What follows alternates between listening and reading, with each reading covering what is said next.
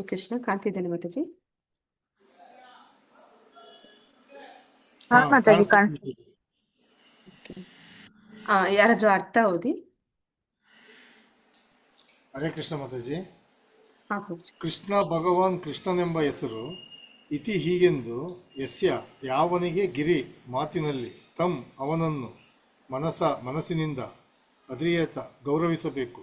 ದೀಕ್ಷೆಯು ಅಸ್ತಿ ಇದ್ಯಾ ಚೇತ್ ಪಕ್ಷದಲ್ಲಿ ಪ್ರಣತಿವಿ ಪ್ರಣಾಮಗಳಿಂದ ಚ ಮತ್ತು ಭಜಂತಂ ಭಕ್ತಿ ಸೇವೆಯಲ್ಲಿ ತೊಡಗಿರುವ ಈಶಂ ದೇವೋತ್ತಮ ಪರಮ ಪುರುಷನನ್ನು ಶುಶ್ರೂಷೆಯ ಸೇವೆ ಮಾಡುವುದರಿಂದ ಭಜನ ವಿಘ್ನಂ ಭಕ್ತಿ ಸೇವೆಯಲ್ಲಿ ಮುಂದುವರಿಯುವುದನ್ನು ಅನನ್ಯಂ ಚಾಚೂ ತಪ್ಪದೆ ಅನ್ಯನಿಂದ ಆದಿ ಇತರರನ್ನು ನಿಂದಿಸುವುದೇ ಮೊದಲಾದ ಶೂನ್ಯವಾದ ಹೃದಯವುಳ್ಳವನು ಈಪ್ಸಿತ ಅಪೇಕ್ಷಣೀಯ ಸಂಘ ಸಹವಾಸ ಲಬ್ಧ್ಯ ಪಡೆಯುವುದರಿಂದ.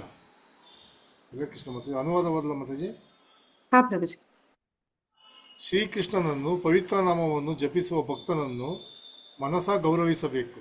ಆಧ್ಯಾತ್ಮಿಕ ದೀಕ್ಷೆ ಪಡೆದು ವಿಗ್ರಹಾರಾಧನೆ ಮಾಡುವ ಭಕ್ತನಿಗೆ ನಮ್ರ ನಮನಗಳನ್ನು ಸಲ್ಲಿಸಬೇಕು. ಅಚಲ ಭಕ್ತಿ ಸೇವೆಯಲ್ಲಿ ಮುಂದುವರಿದು ಇತರರನ್ನು ನಿಂದಿಸುವ ಸ್ವಭಾವವಿಲ್ಲದ ಶುದ್ಧ ಭಕ್ತರ ಸಹವಾಸ ಮಾಡಿ ಅವರ ಸೇವೆಯನ್ನು ನಿಷ್ಠೆಯಿಂದ ಮಾಡಬೇಕು. ಧನ್ಯವಾದಗಳು ಭಾವಾರ್ಥ. ಪ್ರಭುಜಿ. ಹರೇ ಕೃಷ್ಣ ಮಾತಾಜಿ. ಇಲ್ಲಿ ಈ ಒಂದು ಶ್ಲೋಕದಲ್ಲಿ ನಾವು ನೋಡ್ತಾ ಇದೀವಿ, ಅಂದ್ರೆ ನಿನ್ನೆ ಆ ಒಂದು ಶ್ಲೋಕನ ಆಗ್ಲೇ ಹೇಳಿದಾಗೆ ಪ್ರೀತಿ ವಿನಿಮಯವನ್ನ ಇಟ್ಕೋಬೇಕು ಅನ್ನೋದನ್ನ ತಿಳಿಸ್ಕೊಟ್ಟಿದ್ದಾರೆ. ಈಗ ಆ ಪ್ರೀತಿ ವಿನಿಮಯವನ್ನ ಯಾರ ಜೊತೆ ಯಾವ ರೀತಿ ಇಟ್ಕೋಬೇಕು ಅನ್ನೋದನ್ನ ಈ ಶ್ಲೋಕದಲ್ಲಿ ನಮ್ಗೆ ತಿಳಿಸ್ಕೊಡ್ತಾ ಇದ್ದಾರೆ. ಅಂದ್ರೆ ಈ ಭಕ್ತಿ ಪ್ರಾಸೆಸ್ ಅಂತಾರೆ, ಅದನ್ನ ಒಂದು ಪ್ರಕ್ರಿಯೆ ಅಂತ. ಈ ಒಂದು ಗುರು ಶಿಷ್ಯ ಪರಂಪರೆಯಲ್ಲಿ ಹೇಗೆ ಈ ಒಂದು ಕೃಷ್ಣ ಪ್ರಜ್ಞೆ ಅನ್ನುವಂತಹ ಒಂದು ಪ್ರಾಸೆಸ್ ಅಥವಾ ಪ್ರಕ್ರಿಯೆ ಯಾವ ಇದೆ ಅನ್ನೋದನ್ನ ನಾವು ತಿಳ್ಕೊತೀವಿ. ಅಂದ್ರೆ ಅಲ್ಲಿ ಹಂತ ಹಂತವಾಗಿ ಆ ಭಕ್ತಿಲಿ ಮುಂದುವರೆದವರನ್ನ ಗುರುತಿಸುವಂಥದ್ದು. ಅಂದ್ರೆ ಆ ಅವರನ್ನ 3 ರೀತಿ ವಿಂಗಡಿಸ್ತಾರೆ. ಅಂದ್ರೆ ಕನಿಷ್ಠಾಧಿಕಾರಿ, ಮಧ್ಯಮಾಧಿಕಾರಿ ಮತ್ತೆ ಉತ್ತಮಾಧಿಕಾರಿ ಅಂತ. ಕನಿಷ್ಠಾಧಿಕಾರಿ ಅಂದ್ರೆ ಯಾರು ಅಂದ್ರೆ ಪ್ರಥಮ ಹಂತದಲ್ಲಿ ಇರುವಂತವ್ರು, ಅಂದ್ರೆ ಮೊದಲ ಹೆಜ್ಜೆ ಇಟ್ಟಿರುವಂತವ್ರು, ಆ ಭಕ್ತಿಯ ಒಂದು ಆಧ್ಯಾತ್ಮಿಕ ಜೀವನವನ್ನ ಪ್ರಾರಂಭ ಮಾಡಿದಂತವ್ರು, ಅವರನ್ನ ಕನಿಷ್ಠಾಧಿಕಾರಿಗಳು ಅಂತ ಹೇಳ್ತಾರೆ. ಆ ಮಧ್ಯಮಾಧಿಕಾರಿಗಳಂದ್ರೆ ಅವ್ರಿಗೆ ಎಲ್ಲರನ್ನು ಕೂಡ ಅವ್ರು ಗುರುತಿಸ್ತಾರೆ. ಯಾರು ಕನಿಷ್ಠಾಧಿಕಾರಿಗಳು ಇರ್ತಾರೆ ಅವ್ರು ಭಗವಂತನ ದೇವಾಲಯಕ್ಕೆ ಹೋಗ್ತಾರೆ, ಭಗವಂತನ ಆರಾಧನೆ ಮಾಡ್ತಾರೆ. ಅಂದ್ರೆ ಸಾಧಾರಣವಾಗಿ ನಾವು ನೋಡ್ತೀವಿ, ನಾವು ಇದಕ್ ಮುಂಚೆ ಅದೇ ರೀತಿ ಇದ್ವಲ್ಲ, ಎಲ್ಲರೂ ದೇವಸ್ಥಾನಕ್ಕೆ ಹೋಗ್ತಾ ಇದ್ವಿ, ಭಗವಂತನಿಗೆ ಹೂವು ಕಾಯಿ ಕೊಡ್ತಾ ಇದ್ವಿ, ಪ್ರಸಾದ ತಗೋತಾ ಇದ್ವಿ, ಮನೆಗೆ ಬರ್ತಾ ಇದ್ವಿ. ನಮ್ಗೆ ಅಲ್ಲಿ ಏನು ಬೇರೆ ಹೆಚ್ಚಿನ ವಿಷಯ ಗೊತ್ತಿಲ್ಲ. ಹೆಚ್ಚಿನ ವಿಷಯ ಎಷ್ಟರ ಮಟ್ಟಿಗೆ ಗೊತ್ತಿಲ್ಲ ಅಂದ್ರೆ ಭಗವಂತ ಅನ್ನೋದು ಅಷ್ಟೇ ಗೊತ್ತೇ ಹೊರತು ಅನ್ನೋ ಮಹಿಮೆಗಳು ಕೂಡ ನಮ್ಗೆ ಗೊತ್ತಿಲ್ಲ. ಮತ್ತೆ ಅವನ ಭಕ್ತರ ಬಗ್ಗೆ ಕೂಡ ನಮ್ಗೆ ಏನು ವಿಷಯ ಗೊತ್ತಿಲ್ಲ. ಯಾರು ಭಕ್ತರು, ಯಾರು ಅಭಕ್ತರು, ಅವ್ರ ಜೊತೆ ನಾವ್ ಯಾವ ರೀತಿ ನಡ್ಕೋಬೇಕು, ಇದು ಯಾವ ವಿಚಾರ ಗೊತ್ತಿಲ್ಲದೆ ಇರುವಂತವ್ರು ಅವರನ್ನೇ ಕನಿಷ್ಠ ಅಧಿಕಾರಿಗಳು ಅಂತಾರೆ. ಆದ್ರೆ ಮಧ್ಯಮಾಧಿಕಾರಿಗಳು ಯಾವ ರೀತಿ ಇರ್ತಾರೆ ಅಂದ್ರೆ ಅವ್ರಿಗೆ ಗೊತ್ತಿರುತ್ತೆ.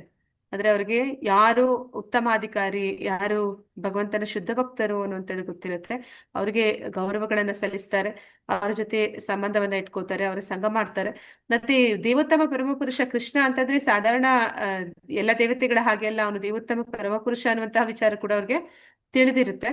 ಮತ್ತೆ ಅವ್ರು ಏನ್ ಮಾಡ್ತಾರೆ ಅಂತಂದ್ರೆ ಅವ್ರಿಗಿಂತ ಆರಂಭದ ಹಂತದಲ್ಲಿ ಯಾರು ಪ್ರಯತ್ನ ಪಡ್ತಾ ಇದ್ದಾರೆ, ಅಂದ್ರೆ ಈಗ ನಾ ಆಗ್ಲೇ ಹೇಳಿದಾಗೆ ಕನಿಷ್ಠಾಧಿಕಾರಿಗಳು ಯಾರಿದ್ದಾರೆ ಅವ್ರ ಮೇಲೆ ಅವ್ರಿಗೆ ಒಂದು ಏನಂತ ಹೇಳ್ತಾರೆ, ಕರುಣೆ ಅನ್ನುವಂಥದ್ದು ಇರುತ್ತೆ. ಅವರನ್ನು ಕೂಡ ಅವರ ಹಂತಕ್ಕೆ, ಅಂದ್ರೆ ಮಧ್ಯಮಾಧಿಕಾರಿಯ ಹಂತಕ್ಕೆ ತರೋದಕ್ಕೆ ಅವರು ಇಷ್ಟಪಡ್ತಾರೆ. ಮತ್ತೆ ಯಾರು ಭಗವಂತನನ್ನ ದ್ವೇಷಿಸ್ತಾರೆ, ಭಕ್ತರನ್ನ ದ್ವೇಷಿಸ್ತಾರೆ, ಅಸೂಯೆ ಇಟ್ಕೊಳ್ತಾರೆ, ಅಂತವರಿಂದ ಅವ್ರ ಸಹವಾಸ ಮಾಡೋದಿಲ್ಲ, ಅವರಿಂದ ದೂರ ಇರ್ತಾರೆ. ಈ ಎಲ್ಲಾ ವಿಷಯಗಳು ಅವರಲ್ಲಿ ತಾರತಮ್ಯ ಅನ್ನುವಂಥದ್ದು ಗೊತ್ತಿರುತ್ತೆ ಮಧ್ಯಮಾಧಿಕಾರಿಗೆ. ಮತ್ತೆ ಈ ಉತ್ತಮಾಧಿಕಾರಿ ಯಾರಿದ್ದಾರೆ ಅವರು ಶುದ್ಧ ಭಕ್ತರಾಗಿರ್ತಾರೆ. ಅವ್ರು ಏನ್ ಮಾಡ್ತಾರೆ ಅಂದ್ರೆ ಅವರು ಜೀವನವನ್ನೇ ಭಗವಂತನ ಒಂದು ಸೇವೆಗೆ ಮುಡಿಪಾಗಿಸಿರ್ತಾರೆ. ಅಂದ್ರೆ ಅವರು ಇಡೀ ಬದುಕನ್ನ ಕಾಯ ವಾಚ ಮನಸ್ಸ ಭಗವಂತನ ಸೇವೆಯಲ್ಲಿ ತೊಡಗಿಸಿರ್ತಾರೆ.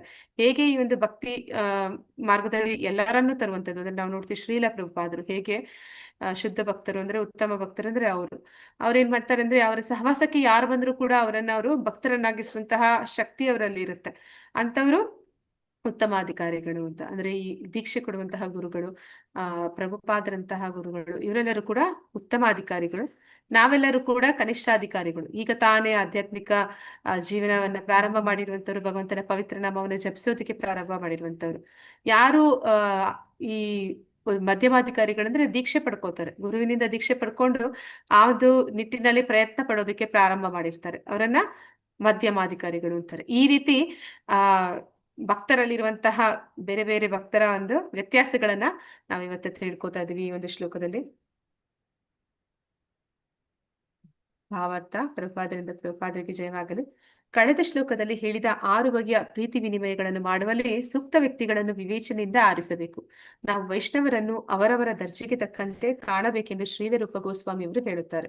ಈ ಎಲ್ಲಾ ವಿಷಯಗಳನ್ನ ಭಕ್ತಿ ಅನ್ನುವಂಥದ್ದು ಅದು ಏನಂತ ಹೇಳ್ತಾರೆ, ಸಾಧನ ಭಕ್ತಿ. ಸಾಧನ ಭಕ್ತಿ ಹೇಗೆ ಮಾಡುವಂಥದ್ದು ಅಂದ್ರೆ ಭಕ್ತಿಯನ್ನ ನಾವು ಯಾವ ರೀತಿ ಆ ಅಂದ್ರೆ ಭಕ್ತಿ ಅನ್ನುವಂಥದ್ದು ಎಲ್ಲರ ಹೃದಯದಲ್ಲಿ ಸದಾ ಇದೆ. ಕೃಷ್ಣ ಪ್ರಜ್ಞೆ ಅನ್ನುವಂಥದ್ದು ಸುಪ್ತಾವಸ್ಥೆಯಲ್ಲಿ ಇದೆ. ಅಂದ್ರೆ ಬೂದಿ ಮುಚ್ಚಿದ ಕೆಂಡದಂತೆ ಇದೆ. ಅದನ್ನ ಆ ಬೂದಿಯನ್ನು ಊದಿ ಕೆಂಡವನ್ನ ಹೊತ್ತಿಸುವಂತಹ ಕೆಲಸ ನಾವು ಮಾಡಬೇಕು. ಅದನ್ನೇ ಇಲ್ಲಿ ಹೇಗೆ ಮಾಡುವಂಥದ್ದು ಆ ಕಾರ್ಯವನ್ನ ಅನ್ನೋದನ್ನ ಇಲ್ಲಿ ಶ್ರೀಲರೂಪ ಗೋಸ್ವಾಮಿಯವರು ನಮ್ಗೆ ಮುಂದಿನ ಒಂದು ಪುಸ್ತಕ ಬರುತ್ತೆ, ಭಕ್ತಿ ರಸಾಮೃತ ಸಿಂಧು ಅಂತ. ಅದನ್ನು ಕೂಡ ಅವರೇ ರಚನೆ ಮಾಡಿರುವಂಥದ್ದು. ಅವ್ರು ನಮ್ಗೆ ಅದನ್ನ ತಿಳಿಸ್ಕೊಡ್ತಾರೆ ಹೇಗೆ ಮಾಡೋದು ಅನ್ನೋದು. ಇಲ್ಲಿ ಅವ್ರು ಹೇಳ್ತಿರುವಂತದ್ದು ಅಂದ್ರೆ ಈ ಶ್ಲೋಕದಲ್ಲಿ ಕನಿಷ್ಠಾಧಿಕಾರಿ, ಮಧ್ಯಮಾಧಿಕಾರಿ ಮತ್ತೆ ಉತ್ತಮಾಧಿಕಾರಿ ಎಂಬ 3 ಬಗೆಯ ಭಕ್ತರ ಬಗೆಗೆ ಹೇಗೆ ನಡೆದುಕೊಳ್ಳಬೇಕು ಎಂಬುದನ್ನು ಹೇಳ್ತಾ ಇದ್ದಾರೆ. ಗುರುವಿನಿಂದ ಹರಿನಾಮ ದೀಕ್ಷೆಯನ್ನು ಪಡೆದು ಶ್ರೀಕೃಷ್ಣನ ಪವಿತ್ರ ನಾಮ ಜಪವನ್ನು ಮಾಡಲು ಯತ್ನಿಸುತ್ತಿರುವ ಆರಂಭಿಕ ಭಕ್ತನನ್ನು ಕನಿಷ್ಠಾಧಿಕಾರಿ ಎಂದು ಕರೆಯುತ್ತಾರೆ. ಅಂದ್ರೆ ಎಲ್ಲರೂ ಹರಿನಾಮ ದೀಕ್ಷೆ ಪಡ್ಕೊಂಡು ಹರೇ ಕೃಷ್ಣ ಮಹಾಮಂತ್ರವನ್ನ ಯಾರು ಜಪಿಸೋದಕ್ಕೆ ಪ್ರಾರಂಭ ಮಾಡ್ತಾರೆ ಅವರನ್ನ ಕನಿಷ್ಠಾಧಿಕಾರಿ ಅಂತ ಇಲ್ಲಿ ತಿಳಿಸ್ತಾ ಇದ್ದಾರೆ. ಅಂತಹ ವ್ಯಕ್ತಿಯನ್ನು ಕನಿಷ್ಠ ವೈಷ್ಣವನೆಂದು ಭಾವಿಸಿ ಮನಸ್ಸಿನಲ್ಲಿ ಗೌರವಿಸಬೇಕು ಅಂತ ಹೇಳ್ತಾ ಇದ್ದಾರೆ. ಅಂತ ಯಾರು ಆರಂಭಿಕ ಭಕ್ತರಿದ್ದಾರೆ ಅವರಿಗೆ ನಾವು ಯಾವ ರೀತಿ ಗೌರವಗಳನ್ನ ಕೊಡ್ಬೇಕು ಅಂದ್ರೆ ಮನಸ್ಸಿನಿಂದ ಕೊಡ್ಬೇಕು ಅಂತ ಹೇಳ್ತಾ ಇದ್ದಾರೆ. ಮಧ್ಯಮಾಧಿಕಾರಿ ಅಂದ್ರೆ ಗುರುವಿನಿಂದ ದೀಕ್ಷೆನ ಪಡ್ಕೊಂಡಿದ್ದಾರೆ. ಮತ್ತೆ ಅವರು ಅವನನ್ನು ಗುರುವು ಭಗವಂತನ ದಿವ್ಯ ಪ್ರೇಮ ಸೇವೆಯಲ್ಲಿ ತೊಡಗಿಸಿರುತ್ತಾನೆ. ಮಧ್ಯಮಾಧಿಕಾರಿ ಭಕ್ತಿ ಸೇವೆಯ ಮಾರ್ಗ ಮಧ್ಯದಲ್ಲಿ ಇದ್ದಾನೆ ಎಂದು ತಿಳಿಬೇಕು. ಉತ್ತಮಾಧಿಕಾರಿಗೆ ಅಂದ್ರೆ ಈಗ ಮಧ್ಯಮಾಧಿಕಾರಿ ಯಾರು ಅಂತಂದ್ರೆ ದೀಕ್ಷೆ ಪಡ್ಕೊಂಡಂತವ್ರು, ಆದ್ರೆ ಅವರು ಪರಿಪೂರ್ಣವಾಗಿ ಅದರಲ್ಲಿ ಏನಂತ ಹೇಳ್ತಾರೆ ಗುರು ಅವರನ್ನ ಭಕ್ತಿ ಸೇವೆಯಲ್ಲಿ ತೊಡಗಿಸಿದ್ದಾರೆ. ಅದರಲ್ಲಿ ಅವರು ಪರಿಪೂರ್ಣವಾಗಿ ಅವರು ಉತ್ತಮಾಧಿಕಾರಿಯಷ್ಟು ತಿಳಿದವರು ಅಥವಾ ಅದರಲ್ಲಿ ಏನಂತ ಹೇಳ್ತಾರೆ ಭಗವಂತನ ಸೇವೆಯಲ್ಲಿ ಸದಾ ತೊಡಗಿದ್ದಾರೆ ಅಂತ ಹೇಳಲಿಕ್ಕೆ ಆಗೋದಿಲ್ಲ. ಆದ್ರೆ ಅವರು ಪ್ರಯತ್ನ ಪಡ್ತಾ ಇದ್ದಾರೆ ಅಂತ. ಆದ್ರೆ ಉತ್ತಮಾಧಿಕಾರಿ ಅಥವಾ ಗುರು ಆದವನು ಯಾವ ರೀತಿ ಇರ್ತಾನೆ ಅಂತಂದ್ರೆ ಅವನು ಪರನಿಂದೆಯಲ್ಲಿ ಆಸಕ್ತಿ ಇರುವುದಿಲ್ಲ. ಅಂದ್ರೆ ಅವನಿಗೆ ಯಾರನ್ನು ಕೂಡ ನಿಂದಿಸುವುದು ಅಂತಹ ಒಂದು ಮನಸ್ಥಿತಿ ಅವನಿಗೆ ಇರೋದಿಲ್ಲ. ಅಂದ್ರೆ ನಾವು ನೋಡಿದ್ವಿ ಈ ಒಂದು ಮಧ್ಯಮಾಧಿಕಾರಿ ತಾರತಮ್ಯ ಮಾಡ್ತಾನೆ. ಗುರು ಅಂದ್ರೆ ಯಾರು ಅಂತ ತಿಳಿದಿದ್ದಾನೆ. ಕನಿಷ್ಠಾಧಿಕಾರಿ ಮೇಲೆ ಅವನಿಗೆ ಕರುಣೆ ಭಾವ ಇರುತ್ತೆ. ಮತ್ತೆ ಯಾರು ಅಸೂಯೆ ಪಡ್ತಾರೆ ಅವರಿಂದ ದೂರ ಇರ್ತಾನೆ. ಇದೆಲ್ಲ ಅವ್ನು ಮಾಡ್ತಾನೆ. ಅದೇ ಉತ್ತಮಾಧಿಕಾರಿ ಅವ್ನ್ ಯಾವುದೇ ಭೇದ ಭಾವ ಮಾಡೋದಿಲ್ಲ, ಎಲ್ಲರನ್ನೂ ಒಂದೇ ರೀತಿ ಕಾಣ್ತಾನೆ. ಅವನು ಯಾರನ್ನು ನಿಂದಿಸೋದೂ ಇಲ್ಲ. ಮತ್ತೆ ಅವನ ಹೃದಯವು ಪೂರ್ಣವಾಗಿ ಪರಿಶುದ್ಧವಾಗಿದ್ದು ಅವನು ನಿರ್ಮಲ ಕೃಷ್ಣ ಪ್ರಜ್ಞೆ ಸಾಕ್ಷಾತ್ಕಾರದ ಸ್ಥಿತಿಯನ್ನು ತಲುಪಿರುತ್ತಾನೆ. ಅಂದ್ರೆ ಅವನ ಪರಿಪೂರ್ಣ ಸಾಕ್ಷಾತ್ಕಾರ ಅವನಿಗೆ ಆಗಿದೆ. ಪ್ರಭುಪಾದರಂತಹ ಗುರುಗಳು, ಇನ್ನು ಅನೇಕ ಅವರ ಶಿಷ್ಯಂದಿರು, ಅವರು ಕೂಡ ಗುರುಗಳಾಗಿದ್ದಾರೆ. ಅವರಲ್ಲಿ ಈ ಒಂದು ಗುಣಲಕ್ಷಣಗಳನ್ನ ನಾವು ನೋಡ್ತೀವಿ. ಶ್ರೀಲರೂಪ ಗೋಸ್ವಾಮಿ ಅವರ ಪ್ರಕಾರ ಅಂತ ಮಹಾಭಾಗವತರ ವೈಷ್ಣವ ಉತ್ತಮರ ಸಹವಾಸ ಸೇವೆ ಮಾಡುವುದು ಅತ್ಯಂತ ಅಪೇಕ್ಷಣೀಯ. ನಾವಂತವರ ಸಹವಾಸವನ್ನ ಮಾಡೋದಕ್ಕೆ ಸದಾ ಅವರ ಸಂಘವನ್ನ ಬಯಸೋದಕ್ಕೆ ನಾವು ಸದಾ ಪ್ರಯತ್ನ ಪಡಬೇಕು ಅನ್ನೋದನ್ನಲ್ಲಿ ಹೇಳ್ತಾ ಇದ್ದಾರೆ.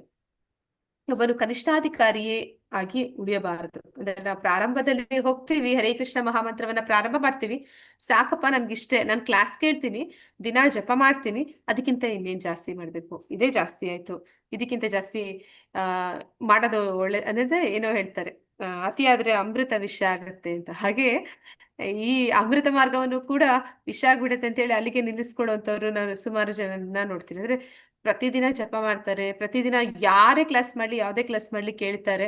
ಸೇವೆ ಮಾಡೋದಕ್ಕೆ ಬನ್ನಿ ಅಥವಾ ಇನ್ ಸ್ವಲ್ಪ ಭಗವಂತನ ಸೇವೆಯಲ್ಲಿ ತೊಡಗಿ ಅಂತಂದ್ರೆ ಹಿಂದೆ ಬೀಳ್ತಾರೆ. ಅದನ್ನೇ ಇಲ್ಲಿ ಹೇಳ್ತಾ ಇದ್ದಾರೆ, ಒಬ್ಬನು ಕನಿಷ್ಠಾಧಿಕಾರಿಯಾಗಿ ಯಾವಾಗ್ಲೂ ಉಳಿಬಾರ್ದು. ಅದು ಭಕ್ತಿ ಸೇವೆಯ ಅತ್ಯಂತ ಕೆಳಗಿನ ಹಂತ ಅಂತ ಹೇಳಿ ಹೇಳ್ತಾ ಇದ್ದಾರೆ. ಅವನು ದೇವಸ್ಥಾನದ ಮೂರ್ತಿಯನ್ನು ಪೂಜಿಸುವುದರಲ್ಲಿ ಮಾತ್ರವೇ ಆಸಕ್ತನಾಗಿರುವವನು. ಅಂತಹ ಭಕ್ತನನ್ನು ಶ್ರೀಮದ್ ಭಾಗವತದಲ್ಲಿ ಏನಂತ ಹೇಳ್ತಾರೆ ಅಂತ ಹೇಳಿ ಒಂದು ಶ್ಲೋಕವನ್ನು ಕೊಟ್ಟಿದ್ದಾರೆ. 11ನೇ ಸ್ಕಂದದಲ್ಲಿ ಬರುವಂತಹ ಒಂದು ಶ್ಲೋಕ. ಆಚಾರ್ಯಾಂ ಏವ ಹರಯೇ ಪೂಜಾಂ ಯಶ್ರದ್ಧಯೇ ಹತೆ ನಾ ತದ್ಭಕ್ತೇಷು ಚಾನ್ಯೇಷು ಸಾ ಭಕ್ತ್ಯ ಪ್ರಾಕೃತ ಸ್ಮೃತ. ದೇವಸ್ಥಾನದ ವಿಗ್ರಹವನ್ನು ಅತಿ ನಿಷ್ಠೆಯಿಂದ ಪೂಜಿಸುತ್ತಾ ಭಕ್ತರ ಬಗೆಗೆ ಅಥವಾ ಜನರ ಬಗೆಗೆ ಹೇಗೆ ನಡೆದುಕೊಳ್ಳಬೇಕೆಂದು ಅರಿಯದ ಭಕ್ತನನ್ನು ಪ್ರಾಕೃತ ಭಕ್ತ ಅಥವಾ ಕನಿಷ್ಠಾಧಿಕಾರಿ ಎಂದು ಕರೆಯುತ್ತಾರೆ. ಇದು ಭಾಗವತದಲ್ಲಿ ಕೊಟ್ಟಿರುವಂತದ್ದು. ಅಂದ್ರೆ ಕನಿಷ್ಠಾಧಿಕಾರಿಗೆ ಹೇಳಿರುವಂತಹ ಶ್ಲೋಕ. ಅವನು ದೇವಸ್ಥಾನಕ್ಕೆ ಹೋಗ್ತಾನೆ, ಸದಾ ಭಗವಂತನ ಪೂಜೆ ಮಾಡ್ತಾನೆ, ಆದ್ರೆ ಭಕ್ತರು ಅಲ್ಲಿ ಯಾರು ಬಂದಿದ್ದಾರೆ, ಯಾರು ಭಕ್ತರು ಯಾರು ಅಭಕ್ತರು, ಆ ಒಂದು ಭೇದ ಭಾವ ಅವನಿಗೆ ಗೊತ್ತಿಲ್ಲ. ಅದರಲ್ಲಿ ಯಾವುದೇ ವ್ಯತ್ಯಾಸ ಅವನಿಗೆ ಗೊತ್ತಿಲ್ಲ. ಆದ್ದರಿಂದ ಅವನನ್ನು ಕನಿಷ್ಠಾಧಿಕಾರಿಯ ಸ್ಥಾನದಿಂದ ಮಧ್ಯಮಾಧಿಕಾರಿಯ ಸ್ಥಾನಕ್ಕೆ ಏರಬೇಕು ಅಂತೇಳಿ ಹೇಳ್ತಾ ಇದ್ದಾರೆ. ಮಧ್ಯಮಾಧಿಕಾರಿಯನ್ನು ಶ್ರೀಮದ್ ಭಾಗವತದಲ್ಲಿ ಏನಂತ ಕರೀತಾರೆ ಅಂದ್ರೆ, 11ನೇ ಸ್ಕಂದದ 2ನೇ ಅಧ್ಯಾಯದ 46ನೇ ಶ್ಲೋಕದಲ್ಲಿ, ಈಶ್ವರೇ ತದ್ ಆದಿನೇಶು ಬಾಲಿಶೇಷು ವಿಶತ್ಸು ಚ ಪ್ರೇಮ ಮೈತ್ರಿ ಕೃಪೋಪೇಕ್ಷಾ ಯಕರೋತಿ ಸ ಮಧ್ಯಮ. ಆ ಒಂದು ಮಧ್ಯಮಾಧಿಕಾರಿಯಾದವನಿಗೆ 4 ವಿಷಯಗಳು ತಿಳಿದಿರುತ್ತೆ. ಯಾವ್ದೆಲ್ಲ 4 ವಿಷಯಗಳು ಅಂದ್ರೆ, ದೇವೋತ್ತಮ ಪರಮ ಪುರುಷನೇ ಪರಮ ಪ್ರೀತಿ ಪಾತ್ರ ವಸ್ತು ಎಂದು ಪೂಜಿಸ್ತಾನೆ. ಅಂದ್ರೆ ಕೃಷ್ಣ ಸಾಧಾರಣ ದೇವತೆ ಅಲ್ಲ, ಅವನು ದೇವೋತ್ತಮ ಪರಮ ಪುರುಷ ಅನ್ನುವಂತ ವಿಚಾರ ಅವನಿಗೆ ಚೆನ್ನಾಗಿ ತಿಳಿದಿದೆ. ಮತ್ತೆ ಅವನು ಯಾವಾಗ್ಲೂ ಭಗವದ್ ಭಕ್ತರ ಸ್ನೇಹವನ್ನ ಬೆಳೆಸ್ತಾನೆ. ಅಂದ್ರೆ ಅವನ ಹಾಗೆ ಮಧ್ಯಮಾಧಿಕಾರಿಗಳು ಯಾರಿದ್ದಾರೆ ಅವ್ರ ಜೊತೆಲಿ ಅವನಿಗೆ ಸ್ನೇಹ ಭಾವ ಇರುತ್ತೆ. ಆಜ್ಞೆಯರ ಬಗೆಗೆ ದಯಾಪರನಾಗಿದ್ದುಕೊಂಡು, ಆಜ್ಞೆರು ಅಂತಂದ್ರೆ ಕನಿಷ್ಠಾಧಿಕಾರಿಗಳು, ಯಾರು ಭಕ್ತಿ ಮಾರ್ಗಕ್ಕೆ ಇನ್ನೂ ಪ್ರಥಮ ಹೆಜ್ಜೆ ಇಟ್ಟಿದ್ದಾರೆ ಅಂತವ್ರ ಮೇಲೆ ಅವ್ರಿಗೆ ಕರುಣೆ ಅನ್ನುವಂಥದ್ದು ಇರುತ್ತೆ. ಅವ್ರಿಗೆ ಸಹಾಯ ಹಸ್ತ ಕೊಟ್ಟು ಅವರನ್ನ ಮೇಲಕ್ಕೆ ಕರ್ಕೊಳ್ಳೋದಕ್ಕೆ, ಅವ್ರಿಗೆ ಸಂಘ ಕೊಡೋದಕ್ಕೆ ಅವನು ಇಷ್ಟಪಡ್ತಾನೆ. ಆದ್ರೆ ಯಾರು ಅಸೂಯಾಪರರ ಸ್ನೇಹ ಮಾಡದ ಭಕ್ತನೇ ಮಧ್ಯಮಾಧಿಕಾರಿ. ಅಂದ್ರೆ ಯಾರಿಗೆ ಭಕ್ತರಲ್ಲಿ ಅಸೂಯೆ ಇದೆ, ಭಗವಂತನಲ್ಲಿ ಅಸೂಯೆ ಇದೆ, ಅಂತವರನ್ನ ಅವನು ಸದಾ ದೂರ ಇಡ್ತಾನೆ. ಅಂತವ್ರ ಸಂಘ ಅವನು ಯಾವತ್ತೂ ಮಾಡೋದಿಲ್ಲ. ಅವನನ್ನೇ ಇಲ್ಲಿ ಮಧ್ಯಮಾಧಿಕಾರಿ ಅಂತೇಳಿ ತಿಳಿಸ್ತಾ ಇದ್ದಾರೆ. ಭಕ್ತಿ ಸೇವೆಯನ್ನು ಬೆಳೆಸಿಕೊಳ್ಳುವ ಸರಿಯಾದ ವಿಧಾನ ಇದು. ಆದ್ದರಿಂದ ಶ್ರೀಲರೂಪ ಗೋಸ್ವಾಮಿಯವರು ನಾನಾ ಬಗೆಯ ಭಕ್ತರನ್ನು ಹೇಗೆ ಕಾಣಬೇಕು ಎಂದು ಹೇಳಿಕೊಟ್ಟಿದ್ದಾರೆ. ಅನುಭವದಿಂದ ನಾವು ನಾನಾ ತರದ ವೈಷ್ಣವರಿದ್ದಾರೆ ಎಂಬುದನ್ನು ತಿಳಿಯಬಹುದು. ಪ್ರಾಕೃತ ಸಹಜೀಯರು ಸಾಮಾನ್ಯವಾಗಿ ಹರೇ ಕೃಷ್ಣ ಮಹಾಮಂತ್ರವನ್ನು ಜಪಿಸುತ್ತಾರೆ. ಆದರೂ ಹೆಂಗಸರು, ಹಣ ಮತ್ತು ಹೆಂಡತಿ ಅವರು ಅಂಟಿಕೊಂಡಿರುತ್ತಾರೆ. ಅಂತವರು ಭಗವಂತನ ಪುಣ್ಯನಾಮದ ಜಪ ಮಾಡಿದರೂ ಅವರು ಪೂರ್ತಿಯಾಗಿ ಶುದ್ಧರಾಗಿರುವುದಿಲ್ಲ. ಅಂತವರನ್ನು ಮನಸ್ಸಿನಲ್ಲೇ ಗೌರವಿಸಬೇಕು ಹೊರತು ಅಂತವರ ಸಹವಾಸ ಮಾಡಬಾರದು. ಮುಗ್ಧರಾಗಿದ್ದು ಕೆಟ್ಟ ಸಹವಾಸಕ್ಕೆ ಬಿದ್ದು, ಅಂದ್ರೆ ಈ ಹರಿನಾಮ ದೀಕ್ಷೆ ಅಂದ್ರೆ ಮಹಾಮಂತ್ರವನ್ನ ಅವರು ಜಪ ಮಾಡ್ತಾರೆ, ಆದ್ರೆ ಇನ್ನೂ ಆ ಒಂದು ಲೌಕಿಕ ವಿಷಯಗಳಿಂದ ಅವರು ದೂರ ಆಗಿಲ್ಲ. ಹೆಂಗಸು, ಹಣ, ಹೆಂಡ ಇದೆಲ್ಲವೂ ಕೂಡ ಮಾಡ್ತಾ ಇದ್ದಾರೆ. ಅಂದ್ರೆ ಇದೊಂದು ಪ್ರಾಸೆಸ್. ಇಲ್ಲಿ ಏನಂದ್ರೆ, ಕೃಷ್ಣ ಪ್ರಜ್ಞೆ ಆಂದೋಲನವನ್ನ ಎಲ್ಲರಿಗೂ ಕೊಡ್ತಾರೆ. ಎಂತಹ ವ್ಯಕ್ತಿನೇ ಆಗಿದ್ರು, ಎಂತಹ ಕೆಳಮಟ್ಟದ ವ್ಯಕ್ತಿಯಾಗಿದ್ರು, ಎಲ್ಲರಿಗೂ ಆ ಒಂದು ಪ್ರಾರಂಭ ಹಂತದಲ್ಲಿ ಅಂತ ವ್ಯಕ್ತಿಯನ್ನು ಕೂಡ ಸ್ವಾಗತಿಸ್ತಾರೆ. ಅಂತವರನ್ನ ಇಲ್ಲಿ ಹೇಳ್ತಾ ಇದ್ದಾರೆ, ಅವರ ಬಗ್ಗೆ ಹೇಳ್ತಾ ಇದ್ದಾರೆ. ಅವರಿಗೆ ನಾವು ಮನಸ್ಸಿನಿಂದ ಗೌರವ ಕೊಡ್ಬೇಕು ಅಂತ, ಅಂದ್ರೆ ಹೊರಗಿನಿಂದ ಅಲ್ಲ, ಅಂತವ್ರಿಗೆ ಮನಸ್ಸಿನಿಂದ ಗೌರವಿಸ್ಬೇಕು ಅಂತ ಇಲ್ಲಿ ಹೇಳ್ತಾ ಇದ್ದಾರೆ. ಆದ್ರೆ ಅವರ ಸಹವಾಸವನ್ನು ಹೆಚ್ಚು ಮಾಡಬಾರ್ದು ಅಂತಾನು ಹೇಳ್ತಾ ಇದ್ದಾರೆ. ಮುಗ್ಧರಾಗಿದ್ದು ಕೆಟ್ಟ ಸಹವಾಸಕ್ಕೆ ಬಿದ್ದು ಶುದ್ಧ ಭಕ್ತರಿಂದ ಸರಿಯಾದ ಉಪದೇಶ ಪಡೆಯಬೇಕೆಂದು ಹಾತೊರೆಯುತ್ತಿದ್ದಾರೆ.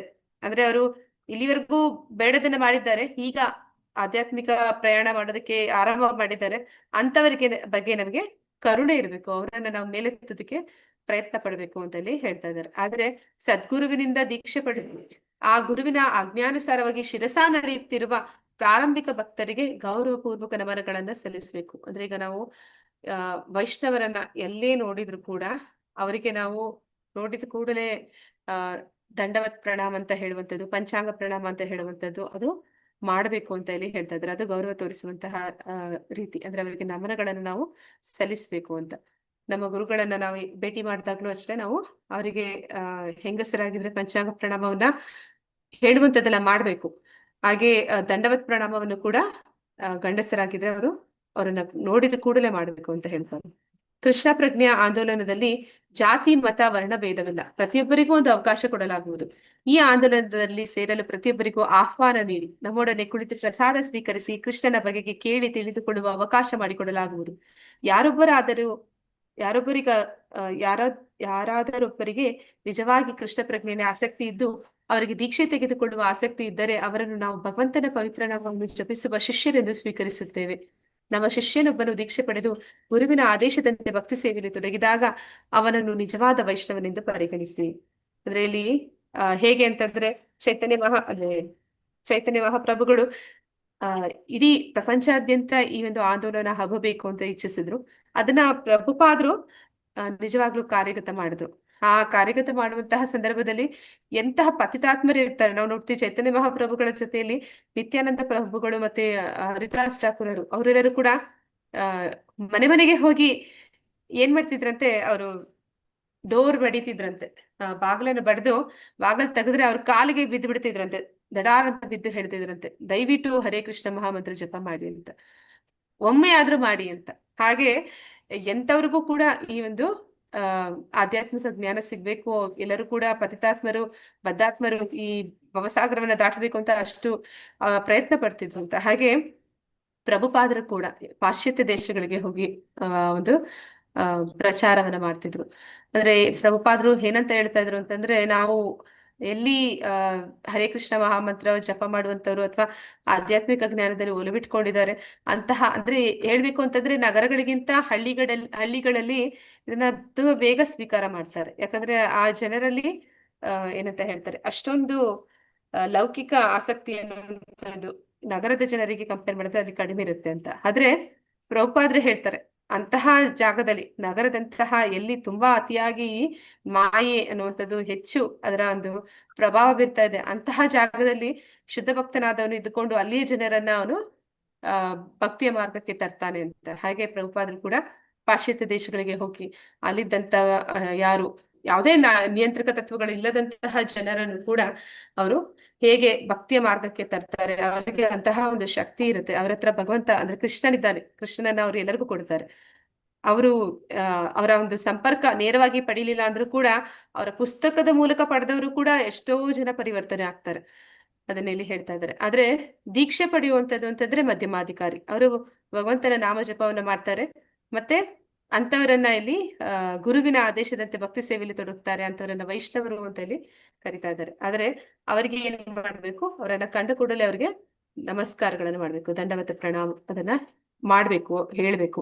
ಅಂತಹ ಅನೇಕ ವೈಷ್ಣವರಲ್ಲಿ ಒಬ್ಬನಾದರೂ ನಿಷ್ಠೆಯಿಂದ ಭಕ್ತಿ ಸೇವೆಯಲ್ಲಿ ತೊಡಗಿ ನಿಯಂತ್ರಕ ತತ್ವಗಳನ್ನು ಕಟ್ಟುನಿಟ್ಟಾಗಿ ಪಾಲಿಸುತ್ತಾ ಜಪಸರವಿಟ್ಟುಕೊಂಡು ನಿಗದಿಯಾದಷ್ಟು ಸಲ ಜಪಿಸುತ್ತಾ ಕೃಷ್ಣ ಪ್ರಜ್ಞಾ ಆಂದೋಲನವನ್ನು ಹರಡುವುದು ಹೇಗೆ ಎಂಬುದನ್ನು ಆಲೋಚಿಸುತ್ತಾ ಇರುವವನು ಸಿಗಬಹುದು. ಅಂತಹ ವೈಷ್ಣವನನ್ನು ಉತ್ತಮಾಧಿಕಾರಿ ಎಂದು ಸ್ವೀಕರಿಸಬೇಕು. ನಾವು ನೋಡ್ತೀವಿ, ನಾಮನಿಷ್ಠ ಪ್ರಭುಗಳು ಅವರೆಲ್ಲರೂ ಕೂಡ ಅವ್ರು ಮಾತ್ರ ದೀಕ್ಷೆ ತಕೊಂಡು ಅವ್ರು ಮಾತ್ರ ಜಪ ಮಾಡ್ತಾರೆ, ಅವ್ರು ಮಾತ್ರ ಏನ್ ಮಾಡ್ತಾರೆ, ಎಲ್ಲ ಭಗವಂತನ ವಿಷಯಗಳನ್ನ ಓದುವಂಥದ್ದು, ಕೇಳುವಂಥದ್ದು, ಹೇಳುವಂಥದ್ದು ಮಾಡ್ತಾರೆ ಅಂತಲ್ಲ, ಅನೇಕ ಜನರನ್ನ ಅದರಲ್ಲಿ ತೊಡಗಿಸೋ ಪ್ರಯತ್ನ ಮಾಡ್ತಾರೆ. ದೇವಸ್ಥಾನಗಳ ನಿರ್ಮಾಣ ಮಾಡುವಂಥದ್ದು ದೊಡ್ಡ ದೇವಸ್ಥಾನ ಮಾಡ್ಬೇಕು ಅಂತಲ್ಲ, ಅಲ್ಲಿ ಜನ ಸೇರಬೇಕು ಅಂತ, ಹೆಚ್ಚು ಹೆಚ್ಚು ಜನ ಸೇರ್ಬೇಕು, ಹೆಚ್ಚು ಹೆಚ್ಚು ಜನ ಈ ಒಂದು ಭಕ್ತಿ ಮಾರ್ಗಕ್ಕೆ ಬರಬೇಕು, ಎಲ್ಲರಿಗೂ ಕೃಷ್ಣ ಪ್ರಜ್ಞೆ ಕೊಡ್ಬೇಕು ಅಂತ. ಅಂತಹ ಉತ್ತಮಾಧಿಕಾರಿಗಳ ಸಹವಾಸವನ್ನ ಮಾಡ್ಬೇಕು ಅಂತ ಇಲ್ಲಿ ಹೇಳ್ತಾ ಇದ್ದಾರೆ. ಅವರ ಸಹವಾಸ ಮಾಡಿದ್ರೆ ಏನಾಗುತ್ತೆ, ನಾವು ಆ ಒಂದು ಕೃಷ್ಣ ಪ್ರಜ್ಞೆಯಲ್ಲಿ ಮುಂದುವರಿಯೋದಕ್ಕೆ ನಮಗೆ ಸಹಾಯ ಆಗುತ್ತೆ. ಅದನ್ನ ಇಲ್ಲಿ ತಿಳಿಸ್ತಾ ಇದ್ದಾರೆ. ಅವನ ಸಂಘವನ್ನು ಸದಾ ಬಯಸಬೇಕು. ಭಕ್ತನು ಕೃಷ್ಣನ ಬಗೆಗೆ ಅನುರಕ್ತನಾಗುವ ಪ್ರಕ್ರಿಯೆಯನ್ನು ಚೈತನ್ಯ ಚರಿತಾಮೃತದಲ್ಲಿ ಹೇಳಿದೆ. ಅಂದ್ರೆ ಈಗ ದೀಕ್ಷೆ ಪಡೆದ ಮೇಲೆ ಅವರ ಒಂದು ಏನಂತ ಹೇಳ್ತಾರೆ, ವ್ಯಕ್ತಿಗತ ಉನ್ನತಿಯನ್ನ ಬಯಸೋದು ಮಾತ್ರ ಅಲ್ಲ, ಅವರು ಏನಂತ ಹೇಳ್ತಾರೆ, ಸಮಷ್ಟಿ ಎಲ್ಲರ ಒಂದು ಅಂದ್ರೆ ಕೃಷ್ಣ ಪ್ರಜ್ಞೆಯಲ್ಲಿ ಎಲ್ಲರೂ ಕೂಡ ಮುಂದುವರಿಬೇಕು ಅನ್ನುವಂತಹ ಆಲೋಚನೆ ಇಟ್ಕೊಂಡಿರ್ತಾರೆ. ಅಂತವರ ಸಹವಾಸವನ್ನ, ಅಂತವರನ್ನ ಉತ್ತಮ ಅಧಿಕಾರಿ ಅಂತ ಸ್ವೀಕಾರ ಮಾಡಿ ಅವರ ಜೊತೆಯಲ್ಲಿ ನಾವು ಭಕ್ತಿಯಲ್ಲಿ ಮುಂದುವರಿಬೇಕು ಅನ್ನೋದನ್ನಲ್ಲಿ ಹೇಳ್ತಾ ಇದ್ದಾರೆ. ಭಕ್ತನು ಕೃಷ್ಣನ ಬಗೆಗೆ ಅನುರಕ್ತನಾಗುವ ಪ್ರಕ್ರಿಯೆಯನ್ನು ಚೈತನ್ಯ ಚರಿತಾಮೃತದಲ್ಲಿ ಏನಂತ ಹೇಳ್ತಾ ಇದ್ದಾರೆ ಅಂತ ಹೇಳ್ತಾ ಇದ್ದಾರೆ. ಅಂದ್ರೆ ಚೈತನ್ಯ ಚರಿತಾಮೃತ ಅಂತ್ಯ ಲೀಲೆಯಲ್ಲಿ ಬರುವಂತದ್ದು, ದೀಕ್ಷಾ ಕಾಲೇ ಭಕ್ತ ಕರೆ ಆತ್ಮ ಸಮರ್ಪಣ, ಸೇಯಿ ಕಾಲೇ ಕೃಷ್ಣ ತಾರೆ ಕರೆ ಆತ್ಮ ಸಮ. ಅಂದ್ರೆ ದೀಕ್ಷಾ ಸಮಯದ ವಿಚಾರವನ್ನು ಹೇಳ್ತಾ ಇದ್ದಾರೆ. ದೀಕ್ಷಾ ಸಮಯದಲ್ಲಿ ಭಕ್ತ ತನ್ನನ್ನು ಭಕ್ತಿ ಸೇವೆಗೆ ಎಂದು ಸಂಪೂರ್ಣವಾಗಿ ಸಮರ್ಪಿಸಿಕೊಂಡರೆ ಅಂತವನನ್ನು ಕೃಷ್ಣನು ತನ್ನ ಸಮಾನ ಎಂದು ಭಾವಿಸುತ್ತಾನೆ. ಅಂದ್ರೆ ಯಾರು, ಹರೇ ಕೃಷ್ಣ, ಅಂದ್ರೆ ಯಾರು ದೀಕ್ಷೆಯನ್ನ ತಗೊಳ್ತಾರೆ, ಭಗವಂತನ ಈ ಪ್ರಚಾರ ಕಾರ್ಯದಲ್ಲಿ ತೊಡಗ್ತೀನಿ ಅಂತ ಗಂಭೀರವಾಗಿ ಅದನ್ನ ಸ್ವೀಕಾರ ಮಾಡ್ತಾರೆ, ಅಂತವರನ್ನ ಭಗವಂತ ತನಗೆ ಸಮಾನ ಅಂತ ಹೇಳಿ ಹೇಳ್ತಿರುವಂತಹ ಒಂದು ಶ್ಲೋಕ. ದೀಕ್ಷಾ ಎಂಬುದನ್ನು ಭಕ್ತಿ ಸಂದರ್ಭದಲ್ಲಿ ಈ ಕೃತಿಯಲ್ಲಿ ಶ್ರೀರ ಜೀವ ಗೋಸ್ವಾಮಿಯವರು ಹೀಗೆ ಹೇಳ್ತಾ ಇದ್ದಾರೆ. ದಿವ್ಯಂ ಜ್ಞಾನಂ ಯಥೋ ದದ್ಯಾತ್ ತುರ್ಯಾತ್ ಪಾಪಸ್ಯ ಸಂಕ್ಷಯಂ ತಸ್ಮಾತ್ ದೀಕ್ಷೇತಿ ಸಾ ಪ್ರೋಕ್ತ ದೇಶಿಕೈಸ್ ತತ್ವ ಕೋವಿದಯದ. ದೀಕ್ಷೆಯಿಂದ ಒಬ್ಬನು ಕ್ರಮೇಣ ಐಹಿಕ ಸುಖಭೋಗಗಳಲ್ಲಿ ನಿರಾಸಕ್ತನಾಗಿ ಕ್ರಮೇಣ ಆಧ್ಯಾತ್ಮಿಕ ಜೀವನದಲ್ಲಿ ಆಸಕ್ತನಾಗ್ತಾನೆ. ಅಂದ್ರೆ ದೀಕ್ಷೆ ಅಂತಂದ್ರೆ ಅವರು ಇನ್ನೂ ಆರಂಭದ ಹಂತದಲ್ಲಿಯೇ ಇದ್ದಾರೆ. ಪ್ರಾರಂಭ, ಇನಿಸಿಯೇಷನ್ ಅಂತಂದ್ರೆ ಅಲ್ಲಿ ಸ್ಟಾರ್ಟ್ ಆಗ್ತಾ ಇದೆ ಅಂತ.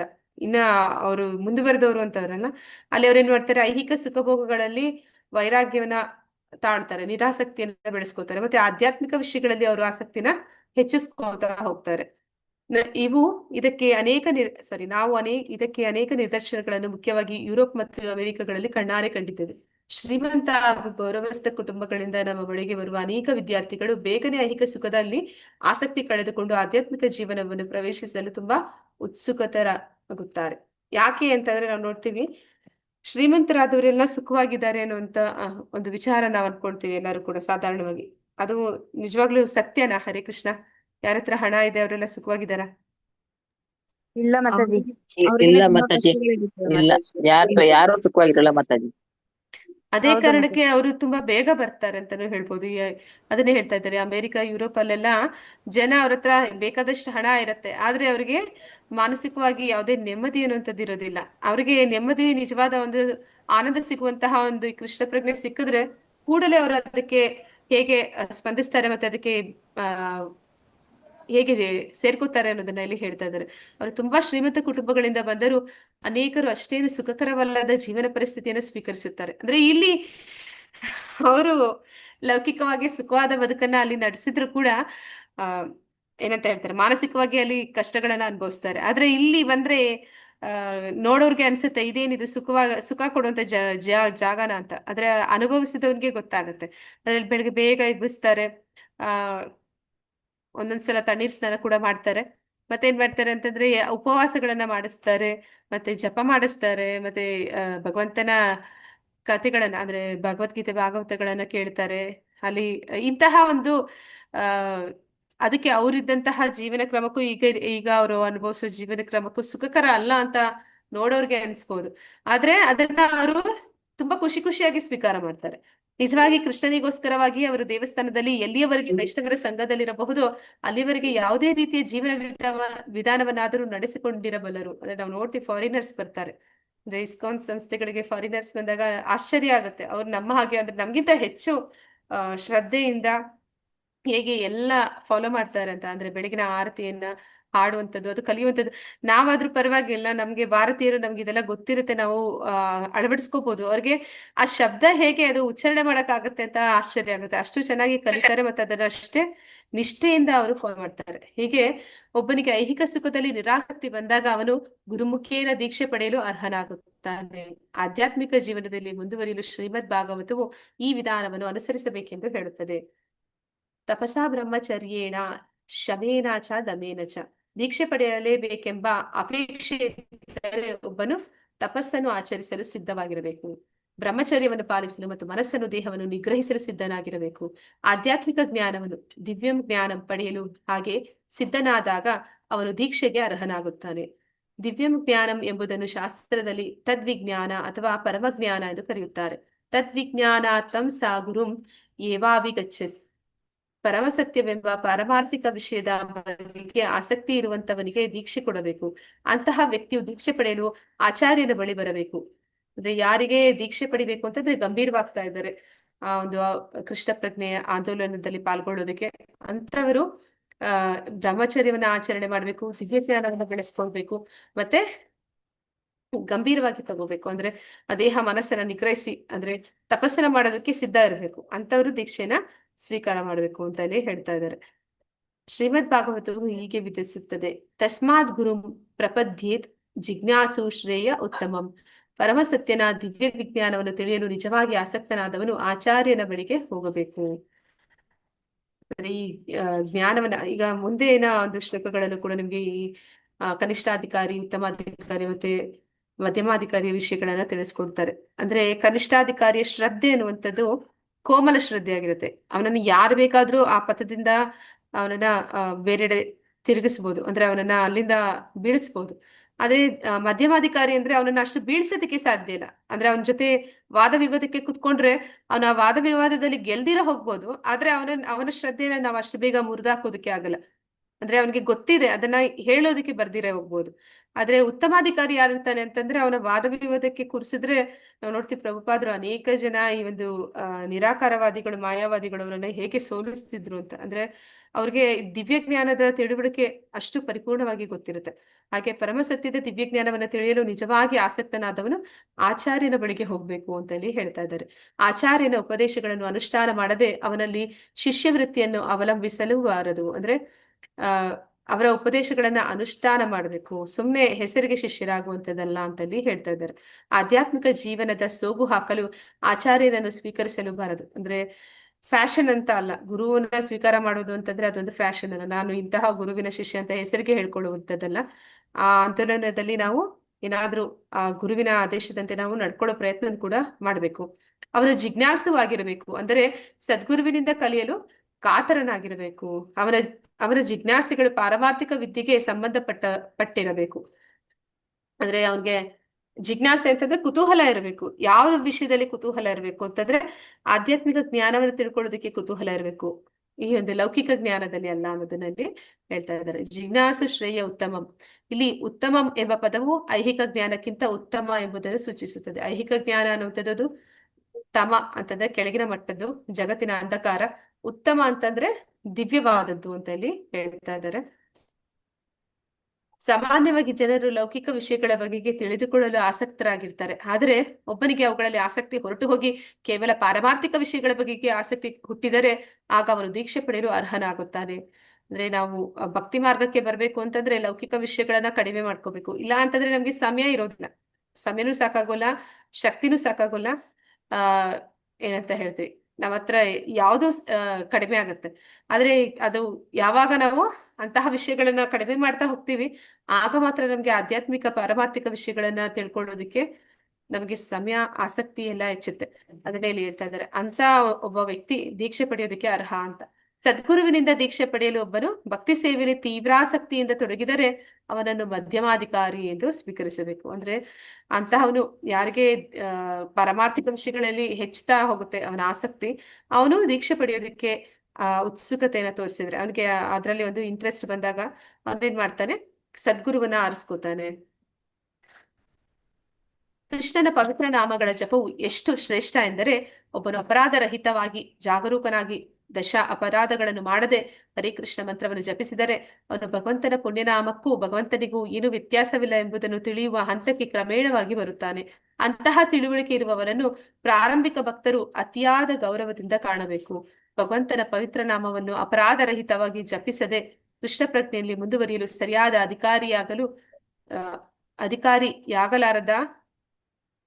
ಅಧಿಕಾರಿಯಾಗಲಾರ ಎಂಬ ವಿಷಯವನ್ನು ಖಚಿತವಾಗಿ ತಿಳಿದುಕೊಳ್ಳಬೇಕು. ಅಂದ್ರೆ ಈ ಒಂದು ಹರೇ ಕೃಷ್ಣ ಮಹಾಮಂತ್ರ ನಾಮ ಜಪವನ್ನ ಹೇಗೆ ಮಾಡ್ಬೇಕು ಅನ್ನೋದನ್ನ ಇಲ್ಲಿ ಹೇಳ್ತಾ ಇದ್ದಾರೆ. 10 ಅಪರಾಧಗಳನ್ನ ಮಾಡಬಾರ್ದು ಅಂತ. ಯಾವ್ದೆಲ್ಲ 10 ಅಪರಾಧಗಳು ಅಂತಂದ್ರೆ, ಮೊದಲನೇದಾಗಿ ಯಾರು ವೈಷ್ಣವ ಅಪರಾಧನೇ ಮೊದಲನೇ ಅಪರಾಧ. ಏನಂದ್ರೆ ಯಾರು ಭಗವಂತನ ಭಕ್ತಿ ಮಾರ್ಗದಲ್ಲಿ ಮುಂದುವರಿತಾ ಇದ್ದಾರೆ ಅಂತವರನ್ನ ನಾವು ಅವರಿಗೆ ಅಪಮಾನವನ್ನ ಮಾಡಿದ್ರೆ ಅದು ವೈಷ್ಣವ ಅಪರಾಧ ಆಗುತ್ತೆ. ಅಂತವರನ್ನ ನಾವು ನಿಂದಿಸಬಾರದು. ನಂತರ ಬರುವಂತದ್ದು ದೇವತೆಗಳು, ಬ್ರಹ್ಮ, ಶಿವ, ಇವರನ್ನ ಮಹಾವಿಷ್ಣು ಅಂದ್ರೆ ಕೃಷ್ಣನಿಗೆ ಹೋಲಿಸುವಂಥದ್ದು. ಕೃಷ್ಣ ಕೂಡ ಅವರ ಹಾಗೆ ಒಬ್ಬ ದೇವತೆ ಅಂತ ತಿಳಿಯುವಂಥದ್ದು, ಅದು ಕೂಡ ಒಂದು ಅಪರಾಧ. ಮತ್ತೆ ದೀಕ್ಷೆಯನ್ನು ಪಡೆದು ಅಥವಾ ಗುರುಗಳಾಗಿ ಯಾರನ್ನ ಸ್ವೀಕಾರ ಮಾಡಿರ್ತೀವಿ ಅವರ ಒಂದು ಮಾತಿಗೆ ವಿರುದ್ಧವಾಗಿ ನಡ್ಕೊಡುವಂಥದ್ದು 3ನೇ ಅಪರಾಧ. 4ನೇ ಅಪರಾಧ ಯಾವುದು ಅಂತಂದ್ರೆ ಈ ಶಾಸ್ತ್ರಗಳು, ಅದರಲ್ಲಿ ನಮ್ಗೆ ಏನನ್ನ ಕೊಟ್ಟಿದೆ ಆ ಶಾಸ್ತ್ರಗಳನ್ನ ನಿಂದಿಸುವಂಥದ್ದು. ಅಂತಹ ಶಾಸ್ತ್ರಗಳನ್ನ ನಿಂದಿಸುವುದು ಕೂಡ ಅಪರಾಧ ಆಗುತ್ತೆ. ಮತ್ತೆ 5ನೇ ಅಪರಾಧ ಯಾವುದು? ಹರೇ ಕೃಷ್ಣ ಜಪದ ಮಹಿಮೆಯನ್ನು ಕೇವಲ ಕಲ್ಪನೆಯಿಂದ ಭಾವಿಸುವುದು. ಹರೇ ಕೃಷ್ಣ ಜಪವನ್ನ ಕಲ್ಪನೆ ಅಂತ ಅನ್ಕೊಳ್ಳುವಂಥದ್ದು, ಮತ್ತೆ ಅದನ್ನ ತಿರುಚಿ ಹೇಳುವಂಥದ್ದು, ಅದಕ್ಕೆ ತಮ್ಮದೇ ಆದ ಅರ್ಥಗಳನ್ನು ಕೊಡುವಂಥದ್ದು 6ನೇ ಅಪರಾಧ. ಮತ್ತೆ 7ನೇ ಅಪರಾಧ ಏನು ಅಂತಂದ್ರೆ ಹರೇ ಕೃಷ್ಣ ಮಹಾಮಂತ್ರಕ್ಕೆ ಎಲ್ಲಾ ಶಕ್ತಿ ಇದೆ ಅಂತ ತಿಳ್ಕೊಳ್ಳುವಂಥದ್ದು. ನಮ್ಮ ಎಷ್ಟೋ ಜನ್ಮದ ಪಾಪಗಳನ್ನ ನಿವಾರಣೆ ಮಾಡೋ ಶಕ್ತಿ ಅದಕ್ಕೆ ಇದೆ ಅಂತ ತಿಳ್ಕೊಂಡು ಮತ್ತೆ ಮತ್ತೆ ತಪ್ಪು ಮಾಡೋದು ತಿಳಿದು ಮಾಡಿದ್ರೆ ಪರವಾಗಿಲ್ಲ, ನಾನು ಜಪ ಮಾಡ್ತೀನಿ, ಅದರಿಂದ ನಾನು ಮಾಡ್ತಾ ಇರೋ ತಪ್ಪಿಗೆ ಪರಿಹಾರ ಸಿಗುತ್ತೆ, ಪ್ರಾಯಶ್ಚಿತ್ತ ಸಿಗುತ್ತೆ ಅಂತ ಹೇಳಿ ತಪ್ಪು ಮಾಡೋದು, ಜಪನೂ ಮಾಡೋದು, ಅದು ಕೂಡ ದೊಡ್ಡ ಅಪರಾಧ ಅಂತ ಹೇಳ್ತಾರೆ. ಮತ್ತೆ 8ನೇ ಅಪರಾಧ ಅಂತಂದ್ರೆ ಇದನ್ನ ಒಂದು ಕರ್ಮಕಾಂಡೀಯ ಮಂತ್ರ ಅಂತ ಹೇಳುತ್ತದೆ. ಈಗ ಜ್ಯೋತಿಷಿಗಳ ಹತ್ರ ಹೋದ್ರೆ ಹೇಳ್ತಾರೆ ಈ ಮಂತ್ರ ಹೇಳಿ ನಿಮ್ಗೆ ಈ ಒಂದು ಲಾಭ ಸಿಗುತ್ತೆ ಅಂತ. ಹಾಗೆ ಹರೇ ಕೃಷ್ಣ ಮಹಾಮಂತ್ರ ಹೇಳೋದ್ರಿಂದ ನನ್ಗೆ ಲೌಕಿಕವಾಗಿ ಏನೋ ಸಿಗುತ್ತೆ ಅಂತ ತಿಳ್ಕೊಂಡು ಮಾಡುವಂಥದ್ದು. ಇದು ಲೌಕಿಕವಾದದ್ದಲ್ಲ, ಇದು ಪಾರಮಾರ್ಥಿಕವಾದದ್ದು.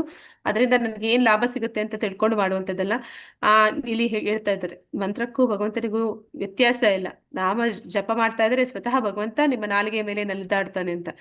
ಹೇಗೆ ಕೃಷ್ಣ ಒಂದು ಕಾಲಿಯ ಕಾಲಿಯ ಮರ್ದನ ಅಂತ ಹೇಳ್ತಾರೆ. ಅಂದ್ರೆ ಹಾವಿನ ಮೇಲೆ, ತಲೆಯ ಮೇಲೆ ಅವನು ನರ್ತನ ಮಾಡ್ತಾನೆ. ಹಾಗೆ ನಮ್ಮ ನಾಲಿಗೆ ಕೂಡ ಸರ್ಪದ ಹಾಗೆ ಅದು ವಿಷವನ್ನ ಕಾರುತ್ತಾ ಇರುತ್ತೆ. ಮತ್ತೆ ಅದು ಆ ಹೋಲಿಕೆ ಮಾಡಿದ್ರೆ ಸರ್ಪದ ಚರ್ಮ ಹೇಗಿರುತ್ತೆ ಹಾಗೆ ನಾಲಿಗೆಯ ಚರ್ಮ ಕೂಡ ಸ್ಲಿಪ್ಪರ್, ಅಂದ್ರೆ ಜಾರೋ ರೀತಿ ಇರುತ್ತೆ ಅಂತ. ಅದರ ಮೇಲೆ ನಾವು ಜಪ ಮಾಡ್ತಾ ಇದ್ದಾಗ ಭಗವಂತ ಸ್ವತಃ ನರ್ತನ ಮಾಡ್ತಾನೆ ಅಂತ ಆ ಒಂದು ವಿಷಯವನ್ನ ತಿಳಿದು ಹೇಳುವಂಥದ್ದು. ಮತ್ತೆ ಯಾರು ಭಗವಂತನ ಅಭಕ್ತರಿರ್ತಾರೆ, ಭಗವಂತನ ಮೇಲೆ ಅಸೂಯೆ ಪಟ್ಕೋತಾರೆ, ಅಂತವ್ರ ಹತ್ರ ಹೋಗಿ ಭಗವಂತನ ವಿಷಯವನ್ನ ಹೇಳುವಂಥದ್ದು ಕೂಡ ಅಪರಾಧ ಆಗುತ್ತೆ. ಯಾಕೆಂದ್ರೆ ಆ ಶುದ್ಧ ಭಕ್ತರು ಅಥವಾ ಕೃಷ್ಣ ಪ್ರಜ್ಞೆನ ಆ ಪ್ರಚಾರ ಮಾಡುವಂತವ್ರು ಎಲ್ಲರನ್ನೂ ಕೂಡ ಭಕ್ತಿ ಮಾರ್ಗಕ್ಕೆ ತರಬೇಕು.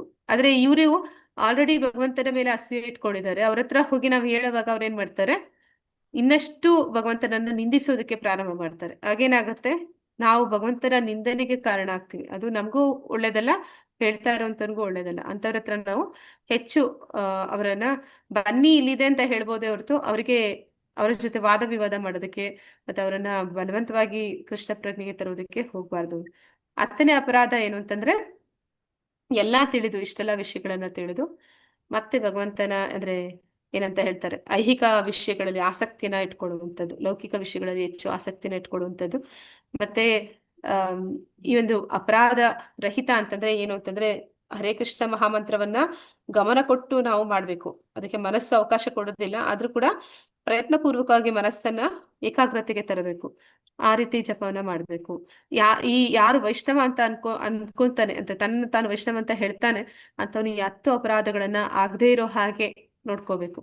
ಅದನ್ನ ಇಲ್ಲಿ ಹೇಳ್ತಾ ಇದ್ದಾರೆ. ಪವಿತ್ರ ನಾಮವನ್ನ ಅಪರಾಧರಹಿತವಾಗಿ ಅವನು ಜಪಿಸ್ಬೇಕು ಅಂತ.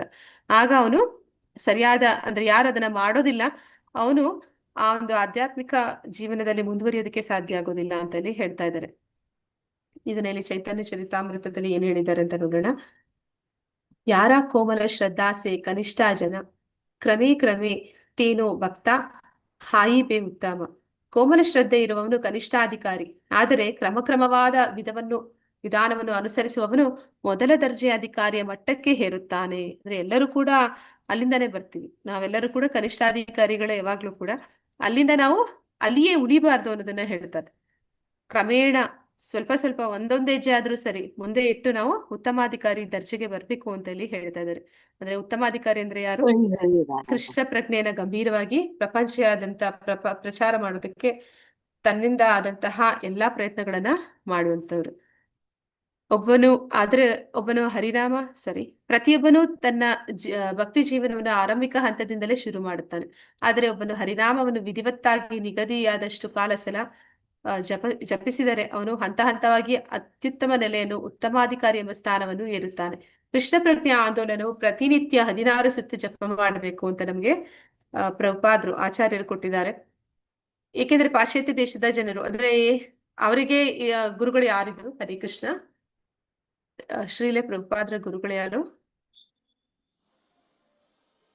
ಗೋಸ್ವಾಮಿ ಭಕ್ತಿ ಸಿದ್ಧಾಂತ ಸರಸ್ವತಿ ಠಾಕೂರರು. ಅವರೆಲ್ಲರೂ ಅವರೆಲ್ಲರೂ ಅವ್ರು ಏನಂತ ಹೇಳ್ತಿದ್ರು ಅಂದ್ರೆ 64 ಸುತ್ತು ಜಪವನ್ನ ಮಾಡ್ಬೇಕು ಪ್ರತಿದಿನ ಅಂತ ಹೇಳಿರುವಂತದ್ದು. ಅದನ್ನ ಚೈತನ್ಯ ಮಹಾಪ್ರಭುಗಳು ಕೂಡ ಹೇಳಿದ್ರು. ಆದ್ರೆ ಪಾಶ್ಚಾತ್ಯ ದೇಶಗಳಿಗೆ ಹೋದಾಗ ಪ್ರಭುಪಾದರು, ಅವರು ಆಚಾರ್ಯರು, ಅವರು ಅಂತಹ ಒಂದು ನಿರ್ಧಾರವನ್ನ ತಗೋಬಹುದೇ ಹೊರತು ಸಾಧಾರಣ ಜನ ಅದನ್ನ ಮಾಡೋದಕ್ಕೆ ಸಾಧ್ಯ ಇಲ್ಲ. ಅವ್ರು ನೋಡ್ತಾರೆ, ಇವರಿಗೆ 64 ಸುತ್ತು ಜಪ ಮಾಡಿ ಅಂತ ಹೇಳಿದ್ರೆ ಜಪ ಮಾಡೋದು ಬಿಟ್ಟು ಅವ್ರು ಬೇರೆ ಏನು ಮಾಡೋದಕ್ಕೆ, ಸೇವೆ ಮಾಡೋದಕ್ಕೆ ಆಗಲ್ಲ. ಭಗವಂತನ ವಿಗ್ರಹಾರಾಧನೆ ಮಾಡುವಂಥದ್ದು, ನೈವೇದ್ಯ ಪ್ರಸಾದ ಅರ್ಪಿಸುವಂಥದ್ದು, ಇದೆಲ್ಲ ಅವರಿಂದ ಮಾಡೋದಕ್ಕೆ ಸಾಧ್ಯ ಆಗೋದಿಲ್ಲ ಅಂತ ಹೇಳಿ ಅವರವರಿಗೆ ಕ್ರಮೇಣ ಅದನ್ನ 16 ಸುತ್ತು ಅಂತ ಹೇಳಿದ್ರು. ಅದು ಕನಿಷ್ಠ ಪಕ್ಷ, 16 ಸುತ್ತು ಅನ್ನುವಂಥದ್ದು ಕನಿಷ್ಠ ಪಕ್ಷ. ಆದ್ರೆ ಅದನ್ನ ಪಾಶ್ಚಾತ್ಯ ದೇಶದ ಜನರು ಜಪಸರ ಬಿಟ್ಟು ದೀರ್ಘಕಾಲ ಚಿತ್ತ ಏಕಾಗ್ರತೆಯಿಂದ ಜಪ ಮಾಡಲಾರರು. ಆದ್ದರಿಂದ ಕನಿಷ್ಠ ಪಕ್ಷ ಇಂತಿಷ್ಟು ಸುತ್ತು ಜಪ ಮಾಡಬೇಕೆಂದು ವಿಧಿಸಿದ್ರು. ಅಂದ್ರೆ 16 ಸುತ್ತಾದ್ರೂ ನಾವು ಮಾಡ್ಲೇಬೇಕು ಅಂತ. ಆದ್ರೆ ಒಬ್ಬನು ಕನಿಷ್ಠ ಪಕ್ಷ 64 ಸುತ್ತು ಜಪ 1,00,000 ನಾಮಗಳು ಮಾಡದೇ ಇದ್ದರೆ ಅವನನ್ನು ಪತಿತನು ಎಂದು ಪರಿಗಣಿಸಬೇಕೆಂದು ಶ್ರೀಲ ಭಕ್ತಿ ಸಿದ್ಧಾಂತ ಸರಸ್ವತಿ ಠಾಕೂರರು ಹೇಳುತ್ತಿದ್ದರು. ಅಂದ್ರೆ ಪ್ರಭುಪಾದರ ಗುರುಗಳು ಹೇಳ್ತಿದ್ರು 64 ಸುತ್ತು ಕನಿಷ್ಠ ಪಕ್ಷ ಎಲ್ಲರೂ ಮಾಡ್ಲೇಬೇಕು ಅಂತ. ಅವರ ಪ್ರಕಾರ ನಮ್ಮಲ್ಲಿ ಪ್ರತಿಯೊಬ್ಬರು ಪತಿತರೆ. ಅಂದ್ರೆ ಹಾಗೆ ನೋಡಿದ್ರೆ ನಾವೆಲ್ಲರೂ ಕೂಡ ಪತಿತರೆ, ಯಾರು 64 ಸುತ್ತು ಮಾಡ್ತಾ ಇಲ್ಲ ಅಂತ. ಆದ್ರೆ ನಾವು ಶ್ರದ್ಧೆಯಿಂದಲೂ ನಿರ್ವಂಚನೆಯಿಂದಲೂ ಪರಮಪ್ರಭುವಿನ ಸೇವೆಗೈಯಲು ಪ್ರಯತ್ನಿಸುತ್ತಿರುವುದರಿಂದ, ಅಂದ್ರೆ ನಮಗೂ ಹಾಗೆ ಆಗಲ್ಲ. ಪಾಶ್ಚಾತ್ಯ ದೇಶದವರು ಮಾತ್ರ ಅಲ್ಲ, ನಮಗೂ ಅಷ್ಟೇ ಕಷ್ಟ ಆಗುತ್ತೆ. 64 ಸುತ್ತು ನೀವು ಮಾಡ್ಲೇಬೇಕು ಅಂತಂದ್ರೆ ಅದಕ್ಕೆ ಇಲ್ಲಿ ಹೇಳ್ತಾ ಇದ್ದಾರೆ, ಶ್ರದ್ಧೆಯಿಂದ ನಿರ್ವಂಚನೆಯಿಂದ ಒಂದ್ ನಿಮಿಷದ ಪ್ರಭುಜಿ ಮುಗಿಸ್ತೀನಿ. ಸೇವೆ ಮಾಡಲು ಪ್ರಯತ್ನಿಸ್ತಾ ಇದ್ ಯಾರು ಪ್ರಯತ್ನ ಮಾಡ್ತಾರೋ ಅವರನ್ನ ಇಲ್ಲಿ ಪತಿತ ಪಾವನರು ಅಂತ ಚೈತನ್ಯ ಮಹಾಪ್ರಭುಗಳು ಹೇಳ್ತಾ ಇದ್ದಾರೆ. ಚೈತನ್ಯ ಮಹಾಪ್ರಭುಗಳ ಪ್ರಕಾರ ನಾವು ಪತಿತರೇ ಅಂದ್ರೆ ಭಕ್ತಿ ಸಿದ್ಧಾಂತ ಸರಸ್ವತಿ ಠಾಕೂರರ ಪ್ರಕಾರ ನಾವು ಪತಿತರಾಗಿದ್ರು, ಚೈತನ್ಯ ಮಹಾಪ್ರಭುಗಳ ಪ್ರಕಾರ ನಾವು ಪತಿತ ಪಾವನರು ಅಂತ ಇಲ್ಲಿ ತಿಳಿಬಹುದು. ಶ್ರೀ ಚೈತನ್ಯ ಮಹಾಪ್ರಭುಗಳು ಪರಮ ಭಕ್ತರಾದ ಶ್ರೀಲ ಸತ್ಯರಾಜ ಕಾನರು ಒಬ್ಬ ವೈಷ್ಣವ ಎಂಬುದನ್ನು ಗುರುತಿಸುವುದು ಹೇಗೆ ಎಂದು ಪ್ರಭುವನ್ನು ಕೇಳಿದಾಗ ಪ್ರಭು ಈ ಒಂದು ಶ್ಲೋಕವನ್ನ ಹೇಳ್ತಾರೆ. ಹೇಳಿ ಪ್ರಭುಜಿ. ಹರಿಕೃಷ್ಣ. ಅಲ್ಲ ಮಾತಾಜಿ, ಇದು 64 ಸುತ್ತು ಅಂದ್ರೆ ಒಂದು ದಿವಸಕ್ಕ ಅಥವಾ ಒಂದು ಹೇಗೆ ದಿನಕ್ಕೆ ಅಂತ? ಪ್ರಭುಜಿ, ಒಂದು ದಿನ, ದಿವಸಕ್ಕೆ ಪ್ರಭು, ಒಂದ್ ಒಂದು ದಿವಸಕ್ಕೆ. ದಿನ, ಒಂದು ದಿನ ಪ್ರತಿದಿನ ನೀವು 64 ಮಾತಾಜಿ ಸುತ್ತು ಗೌಡಿಯ ಹೇಳ್ಬೇಕು. ಮಠದಲ್ಲೆಲ್ಲ 64 ಸುತ್ತೇ ಮಾಡ್ಬೇಕು ಮಾತಾಜಿ. ಗೌಡಿಯ ಮಠದಲ್ಲಿ ಹಾ ಮಾತಾಜಿ. ಕೆಲವೊಂದ್ ಅಂದ್ರೆ ಇದ್ರಲ್ಲಿ 64 ರೌಂಡೇ ಮಾಡ್ತಾರೆ ಅವರು. 16 ಸುತ್ತು ಮಾಡೋದಕ್ಕೆ ಇಲ್ಲಿ ಒದ್ದಾಡ್ತಾರೆ. ಮಾತಾಜಿ ಅದ್ರಲ್ಲಿ ಆ 64 ಸುತ್ತು ಹೇಳಿದ್ರೆ ಅವ್ರು ಏನು ಮಾತಾಡಲ್ಲ, ಯಾರ ಜೊತೆ ಏನು ಮಾತಾಡೋದಿಲ್ಲ. ಒಂದ್ ರೌಂಡ್ ಮಾಡೋಷ್ಟೊತ್ತಿಗೆ 4 ರೌಂಡ್ ಆಗೋಗಿರುತ್ತೆ ಅವ್ರಿಗೆ. ಹಾ, ಆದ್ರೆ ಅದು ಸ್ಪಷ್ಟವಾಗಿ ಉಚ್ಚಾರಣೆ ಮಾಡ್ಬೇಕು, ಅದನ್ನ ಕರೆಕ್ಟ್ ಆಗಿ ನಾವು ಕೇಳಿಸ್ಕೊಳ್ಳಬೇಕು ಅಂತ ಹೇಳ್ತಾರೆ ಮಾತಾಜಿ. ಅದನ್ನೇ ಹೇಳ್ತಾ ಇದ್ದಾರೆ. ಹೌದು, 64 ಸುತ್ತು ಅಂದ್ರೆ ಒಂದು ದಿನಕ್ಕೆ ಪ್ರತಿದಿನ ಮಾಡ್ಬೇಕು ಅಂತನಾ ಅಥವಾ ಒಮ್ಮೆ ಮಾಡಿ ಬಿಡೋದು ಅಂತನಾ? ಡೈಲಿ ಪ್ರಭು 64 ಪ್ರತಿದಿನ ಪ್ರತಿದಿನ 64 ರೌಂಡು. ಪ್ರತಿದಿನ ಪ್ರತಿದಿನ 64 ಪ್ರಭುಜಿ. ಸುತ್ತು ಅಂದ್ರೆ ಮಾತಾಜಿ ಸಮಯ ಆಗುತ್ತಾ ಮಾತಾಜಿ? ನಾವು ಮಾಡುವ ಕರ್ಮಗಳನ್ನೆಲ್ಲ ಬಿಟ್ಟು ಪ್ರಭುಜಿ ಮಾಡಿದ್ದಾರೆ, ಮಾಡಿದ್ದಾರೆ. ಈಗ್ಲೂ ಇದೆ ಅವ್ರೆ ಗೌಡಿಯ ಬೇರೊಬ್ರು ಮಠದಲ್ಲಿ ಈಗ್ಲೂ ಮಾಡ್ತಾರೆ ಆ ಮಾತಾಜಿ. ಈಗ್ಲೂ ಪ್ರಯತ್ನ ಮಾಡೋರಿದ್ದಾರೆ. ಏನಂತಾರೆ, ಏಕಾದಶಿ ಬಂದಾಗಲ್ಲ 100 ಸುತ್ತು ಮಾಡೋರೆಲ್ಲ ಇದ್ದಾರೆ. ಹಾ ಮಾತಾಜಿ. ಏಕಾದಶಿ ಬಂದಾಗ ಒಂದ್ಸರಿ ಮಾಡೋಣ ಮಾತಾಜಿ, ತಿಂಗಳೊಂದ್ಸರಿ ಏಕಾದಶಿ ಇಲ್ಲ ಬಂತು ಮಾಡೋಣ. ಪ್ರಭುಜಿ, ಇಲ್ಲ ಅಂದ್ರೂ ತಿಂಗ್ಳಿಗೆ ಕೂಡ 2 ಸಲ ಪ್ರತಿದಿನ ಏಕಾದಶಿ ಪ್ರಭು. 32, 40, 50 ಆತರ ಎಲ್ಲ ಮಾಡೋರಿದ್ದಾರೆ ಪ್ರಭುಜಿ. ಮಾಡಿ ಅವರು ಗ್ರೂಪ್ ಅಲ್ಲಿ ಆಗ್ತಿದ್ರು. ಈಗ ಓಹೋ, ಅಂದ್ರೆ ಬೇರೆ ಗ್ರೂಪ್ ಅಲ್ಲಿ ಆಗ್ತಿದ್ರು ಆತರ. ಸರಿ ಇದ್ದಾರೆ ಸರಿ. ಮಾತಾಜಿ, ಅವ್ರೇನು ಕೆಲ್ಸ ಕನ್ನಡದಲ್ಲೇ ಇದ್ದಾರೆ. ಮಾಡಲ್ವಾ ಮಾತಾಜಿ? ಹಾ ಅವ್ರ ಮಾತಾಜಿ. ಕೆಲ್ಸ ಇರಲ್ಲ ಅವ್ರಿಗೆ, ಬಾಧ್ಯತೆ ಕೆಲ್ಸ ಇರಲ್ವಾ ಅಂತ ಕೇಳ್ತಾ ಇದ್ದೀನಿ. ಮಾತಾಜಿ ಭಗವಂತ ಅವ್ರಿಗೆ ಹಂಗಲ್ಲ ಸಮಯ ಕೊಡ್ತಾರೆ ಮಾತಾಜಿ, ಮಾತಾಜಿ. ಸಮಯ ಕೊಡ್ತಾರೆ ಭಗವಂತ ಅವ್ರಿಗೆ. ಹೌದೌದು ಅದೇನೋ ಕನ್ನಡದಲ್ಲೇ ಕರೆಕ್ಟ್ ಇದ್ದಾರೆ ಮಾತಾಜಿ. ಅದೇನೋ ಕರೆಕ್ಟ್ ಅನುಭವ ಇದೆ. ನಾವು ನಾವ್ ಮಾಡ್ಲೇಬೇಕು ಮಾಡ್ಬೇಕು ಅನ್ನೋವಾಗ ಅಂತ ಬರ್ತಾರೆ. ಮಾತಾಜಿ. ಕನ್ನಡದಲ್ಲೇ ಇದ್ದಾರೆ ಮಾಡುವವರು. ಹೌದೌದು, ಹೌದು ಮಾತಾಜಿ. ಮಾಡಬೇಕು ಅಂದ್ರೆ ಸಮಯ ಭಗವಂತನೇ ಕೊಡ್ತಾನೆ ಮಾತಾಜಿ. ಕೊಡ್ಬೇಕು ಅಷ್ಟೇ.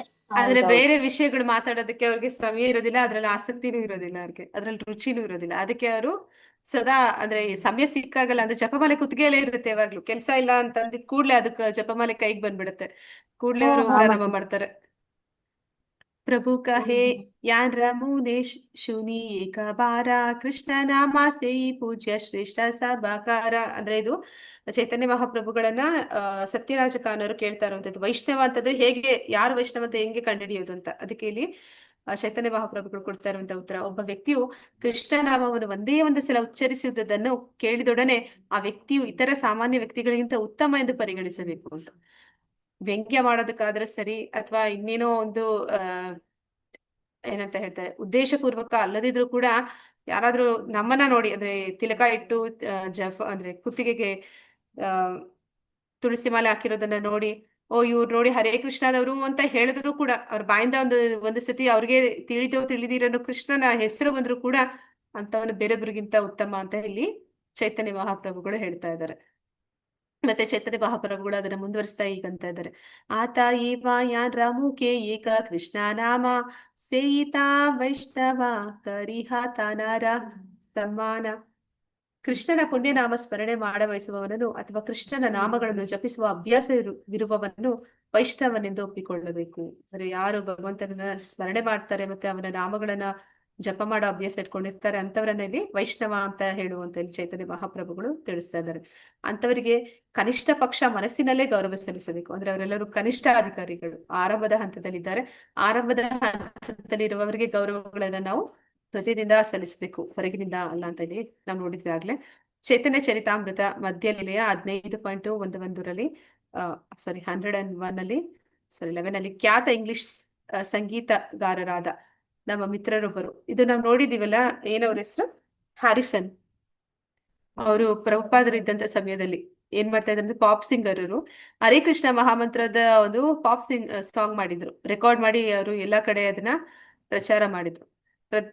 ನಮ್ಮ ಮಿತ್ರರೊಬ್ಬರು ಕೃಷ್ಣನ ಜಪದ ಬಗೆಗೆ ಆಕರ್ಷಿತರಾಗಿದ್ದಾರೆ ಮತ್ತು ಅವರು ತಮ್ಮ ರೆಕಾರ್ಡ್ಗಳಲ್ಲೂ ಅನೇಕ ಸಲ ಕೃಷ್ಣ ಪುಣ್ಯನಾಮ ಸ್ಮರಣೆ ಮಾಡಿದ್ದಾರೆ. ತಮ್ಮ ಮನೆಯಲ್ಲಿ ಅವರು ಕೃಷ್ಣನ ಚಿತ್ರಗಳಿಗೆ ನಮಿಸಿ ಕೃಷ್ಣ ಪ್ರಜ್ಞೆ ಪ್ರಚಾರಕರಿಗೂ ಗೌರವ ಗೌರವಾರ್ಪಣೆ ಮಾಡುತ್ತಾರೆ. ಅಂದ್ರೆ ಮಧ್ಯಮಾಧಿಕಾರಿ ಅಂದ್ರೆ ಅವರು ಆ ಅವ್ರಿಗೆ ಭಗವಂತನಲ್ಲಿ ನಂಬಿಕೆ ಇದೆ, ದೇವೋತ್ತಮ ಪರಮಪುರುಷ ಕೃಷ್ಣ ಅಂತ ಒಪ್ಪಿದ್ದಾರೆ. ಮತ್ತೆ ಅವರು ಆ ಪ್ರಚಾರ ಮಾಡೋ ಪ್ರಯತ್ನನೂ ಮಾಡಿದ್ದಾರೆ. ಹಾಗೆ ಅವರು ಭಗವಂತನ ನಾಮಸ್ಮರಣೆ ಕೂಡ ಮಾಡ್ತಾರೆ. ಮತ್ತೆ ಯಾರು ಆತರ ಪ್ರಚಾರ ಮಾಡ್ತಾ ಇದ್ದಾರೆ ಅವರಿಗೆ ಅವರು ಆ ಗೌರವವನ್ನ ಕೊಡ್ತಾರೆ, ಅವರ ಸಂಘ ಬಯಸ್ತಾರೆ. ಎಲ್ಲಾ ವಿಧದಲ್ಲೂ ಅವರಿಗೆ ಕೃಷ್ಣ ನಾಮದ ಬಗೆಗೆ ಮತ್ತು ಕೃಷ್ಣನ ಮಹಿಮಾತಿಶಯಗಳ ಬಗೆಗೆ ತುಂಬಾ ಒಳ್ಳೆಯ ಅಭಿಪ್ರಾಯವಿದೆ. ಆದ್ದರಿಂದ ನಾವು ಅಂತವರನ್ನು ಮುಕ್ತ ಮನಸ್ಸಿನಿಂದ ಗೌರವಿಸಬೇಕು. ಸರಿ, ಗೌರವಿಸುತ್ತೇವೆ. ಏಕೆಂದರೆ ಈ ವ್ಯಕ್ತಿಯು ಕ್ರಮಕ್ರಮವಾಗಿ ಕೃಷ್ಣ ಪ್ರಜ್ಞೆಯಲ್ಲಿ ಮುಂದುವರಿಯುತ್ತಿದ್ದಾರೆ ಎಂಬುದನ್ನು ನಾವು ಕಣ್ಣಾರೆ ನೋಡುತ್ತಿದ್ದೇವೆ. ಅಂತಹ ವ್ಯಕ್ತಿಯನ್ನು ಯಾವಾಗಲೂ ಗೌರವಿಸಬೇಕು. ತೀರ್ಮಾನ ಇಷ್ಟೇ, ನಿಯತವಾಗಿ ಭಗವನ್ನಾಮ ಜಪ ಮಾಡುತ್ತಾ ಕೃಷ್ಣ ಪ್ರಜ್ಞೆಯಲ್ಲಿ ಮುಂದುವರಿಯಲು ಪ್ರಯತ್ನಿಸುತ್ತಿರುವ ಯಾರನ್ನೇ ಆದರೂ ವೈಷ್ಣವರು ಗೌರವಿಸಬೇಕು. ಇನ್ನೊಂದು ಕಡೆ ನಮ್ಮ ಸಮಕಾಲೀನರಾದ ಕೆಲವು ದೊಡ್ಡ ದೊಡ್ಡ ಪ್ರಚಾರಕರು ಇರಿಸಿಕೊಂಡವರು ಕ್ರಮೇಣ ಐಹಿಕ ಜೀವನಕ್ಕೆ ಬಿದ್ದಿದ್ದಾರೆ. ಅಂದ್ರೆ ಕೃಷ್ಣ ಪ್ರಜ್ಞೆಗೆ ಬಂದಿದ್ದಾರೆ, ಮತ್ತೆ ಐಹಿಕ ಅಲೌಕಿಕ ಜೀವನಕ್ಕೆ ಮರಳಿದ್ದಾರೆ. ಯಾಕೆ ಆತರ ಆಗಿದೆ ಅನ್ನೋದನ್ನ ಇಲ್ಲಿ ಹೇಳ್ತಾ ಇದ್ದಾರೆ. ಭಗವಂತನ ಪುಣ್ಯನಾಮವನ್ನ ಜಪಿಸದೇ ಹೋದ್ರೆ ಈ ರೀತಿ ಒಂದು ಪತನ ಆಗುತ್ತೆ ಅನ್ನೋದನ್ನಲ್ಲಿ ಎಚ್ಚರಿಕೆಯನ್ನು ಕೊಡ್ತಾ ಇದ್ದಾರೆ. ಸನಾತನ ಗೋಸ್ವಾಮಿ ಅವರಿಗೆ ಉಪದೇಶಿಸುತ್ತಾ ಚೈತನ್ಯ ಮಹಾಪ್ರಭುಗಳು ಭಕ್ತಿ ಸೇವೆಯ 3 ವಿಭಾಗಗಳಿಗೆ ವಿಂಗಡಿಸಿದ್ದಾರೆ. ಶಾಸ್ತ್ರ ಯುಕ್ತಿ ನಾಹಿ ಜಾನೇ ದೃಢ ಶ್ರದ್ಧಾವಾನ್ ಮಧ್ಯಮಾಧಿಕಾರಿ ಸೇಯಿ ಮಹಾಭಾಗ್ಯವಾನ್. ನಿರ್ಣಾಯಕ ಶಾಸ್ತ್ರಜ್ಞಾನವಿಲ್ಲದಿದ್ದರೂ ಹರೇ ಕೃಷ್ಣ ಮಂತ್ರವನ್ನು ಜಪದಲ್ಲಿ ಅಚಲವಾದ ಶ್ರದ್ಧೆ ಬೆಳೆಸಿಕೊಂಡು, ಅಂದ್ರೆ ಈ ಮಧ್ಯಮಾಧಿಕಾರಿ ಅಂದ್ರೆ ಯಾರು ಅಂದ್ರೆ ಅವರಿಗೆ ಈ ಒಂದು ಜ್ಞಾನ ಅಂದ್ರೆ ಶಾಸ್ತ್ರಜ್ಞಾನ ಹೆಚ್ಚು ಇಲ್ಲ. ಅಂದ್ರೆ ಅವರನ್ನ ವಾದ ವಿವಾದಕ್ಕೆ ಕೂರಿಸಿದ್ರೆ ಅವರು ಸೋಲಿದ್ರೂ ಪರವಾಗಿಲ್ಲ, ಸೋತ್ರೂ ಪರವಾಗಿಲ್ಲ, ಆದ್ರೆ ಅವರು ಶ್ರದ್ಧೆ ಅನ್ನುವಂಥದ್ದು ಅವರು ಬಿಡೋದಿಲ್ಲ. ಹರೇ ಕೃಷ್ಣ ಮಹಾಮಂತ್ರವನ್ನು ಅವರು ನಿಲ್ಸೋದಿಲ್ಲ. ವಿಧಿವತ್ತಾದ ಭಕ್ತಿ ಸೇವೆಯಲ್ಲಿ ನಿಷ್ಠೆ ಇರುವವನನ್ನು ಮಧ್ಯಮಾಧಿಕಾರಿ ಅಂತ ಹೇಳ್ತಾ ಇದ್ದಾರೆ. ಅಂತಹ ವ್ಯಕ್ತಿಯು ಮಹಾಭಾಗ್ಯವಂತ. ಮಧ್ಯಮಾಧಿಕಾರಿಯು ಶ್ರದ್ಧಾವಾನ್ ಅಂದರೆ ಅಚಲ ಶ್ರದ್ಧೆ ಉಳ್ಳವನು. ಭಕ್ತಿ ಸೇವೆಯಲ್ಲಿ ಮುಂದುವರಿಯಲು ಅವನು ನಿಜವಾದ ಅಧಿಕಾರಿ. ಆದ್ದರಿಂದ ಚೈತನ್ಯ ಚರಿತಾಮೃತದಲ್ಲಿ ಶ್ರದ್ಧಾವಾನ್ ಜನ ಹಯ ಭಕ್ತಿಯ ಅಧಿಕಾರಿ, ಉತ್ತಮ ಮಧ್ಯಮ ಕನಿಷ್ಠ ಶ್ರದ್ಧಾ ಅನುಸಾರಿ. ಬೆಳೆಸಿಕೊಂಡ ಶ್ರದ್ಧೆಗೆ ತಕ್ಕಂತೆ ಒಬ್ಬನು ಭಕ್ತಿ ಸೇವೆಗೆ ಕನಿಷ್ಠ ಮಧ್ಯಮ ಮತ್ತು ಉತ್ತಮಾಧಿಕಾರಿಯಾಗುತ್ತಾನೆ. ಮತ್ತೆ ಚೈತನ್ಯ ಚರಿತಾಮೃತದಲ್ಲಿ ಹೀಗೆ ಹೇಳಿದೆ. ಅಂದ್ರೆ ಅವರ ಒಂದು ಭಕ್ತಿಯಲ್ಲಿ ಎಷ್ಟು ಶ್ರದ್ಧೆ, ನಂಬಿಕೆ ಭಗವಂತನಲ್ಲಿ, ಅಂದ್ರೆ ನಾವು ಭಕ್ತಿ ಮಾರ್ಗಕ್ಕೆ ಬಂದ್ರೆ ಕ್ರಮೇಣ ದಿನ ಕಳೆದಂತೆ ನಮ್ಮಲ್ಲಿ ಭಗವಂತನ ಮೇಲೆ ಶ್ರದ್ಧೆ ಅನ್ನುವಂಥದ್ದು ಅದು ಹೆಚ್ಚುತ್ತಾ ಹೋಗುತ್ತೆ ಅಂತ ಹೇಳ್ತಾರೆ. ನಮ್ಮ ಶ್ರದ್ಧೆ ಎಷ್ಟರ ಮಟ್ಟಿಗೆ ಹೆಚ್ಚಿದೆ ಅದಕ್ಕೆ ಅನುಗುಣವಾಗಿ ನಾವು ಯಾವ ಒಂದು ಕ್ಯಾಟಗರಿಗೆ ಬರ್ತೀವಿ, ಕನಿಷ್ಠನ, ಮಧ್ಯಮನ, ಉತ್ತಮಾಧಿಕಾರಿನ ಅನ್ನೋದನ್ನ ಇಲ್ಲಿ ಚೈತನ್ಯ ಚರಿತಾಮೃತದಲ್ಲಿ ತಿಳಿಸ್ತಾ ಇದ್ದಾರೆ. ಶ್ರದ್ಧಾ ಶಬ್ದೇ ವಿಶ್ವಾಸ ಕಾಹಿ ಸುದೃಢ ನಿಶ್ಚಯ ಕೃಷ್ಣ ಭಕ್ತಿ ಕೇಲೆ ಸರ್ವ ಕರ್ಮ ಕೃತ ಹಾಯ. ಕೃಷ್ಣನಿಗೆ ದಿವ್ಯ ಸೇವೆಯನ್ನು ಅರ್ಪಿಸುವುದರ ಮೂಲಕ ಒಬ್ಬನು ತಂತಾನೆ ಎಲ್ಲಾ ಚಟುವಟಿಕೆಗಳನ್ನು ಮಾಡಿದಂತೆ ಆಗುತ್ತದೆ. ಅಂದ್ರೆ ನಾವು ಲೌಕಿಕವಾದ ವಿಷಯಗಳನ್ನ ಏನು ಮಾಡಕ್ಕೆ ಆಗ್ತಾ ಇಲ್ಲ ಅಂತ ಏನು ಬೇಸರ ಪಟ್ಕೊಳ್ಳುವಂಥದ್ದೇನಿಲ್ಲ.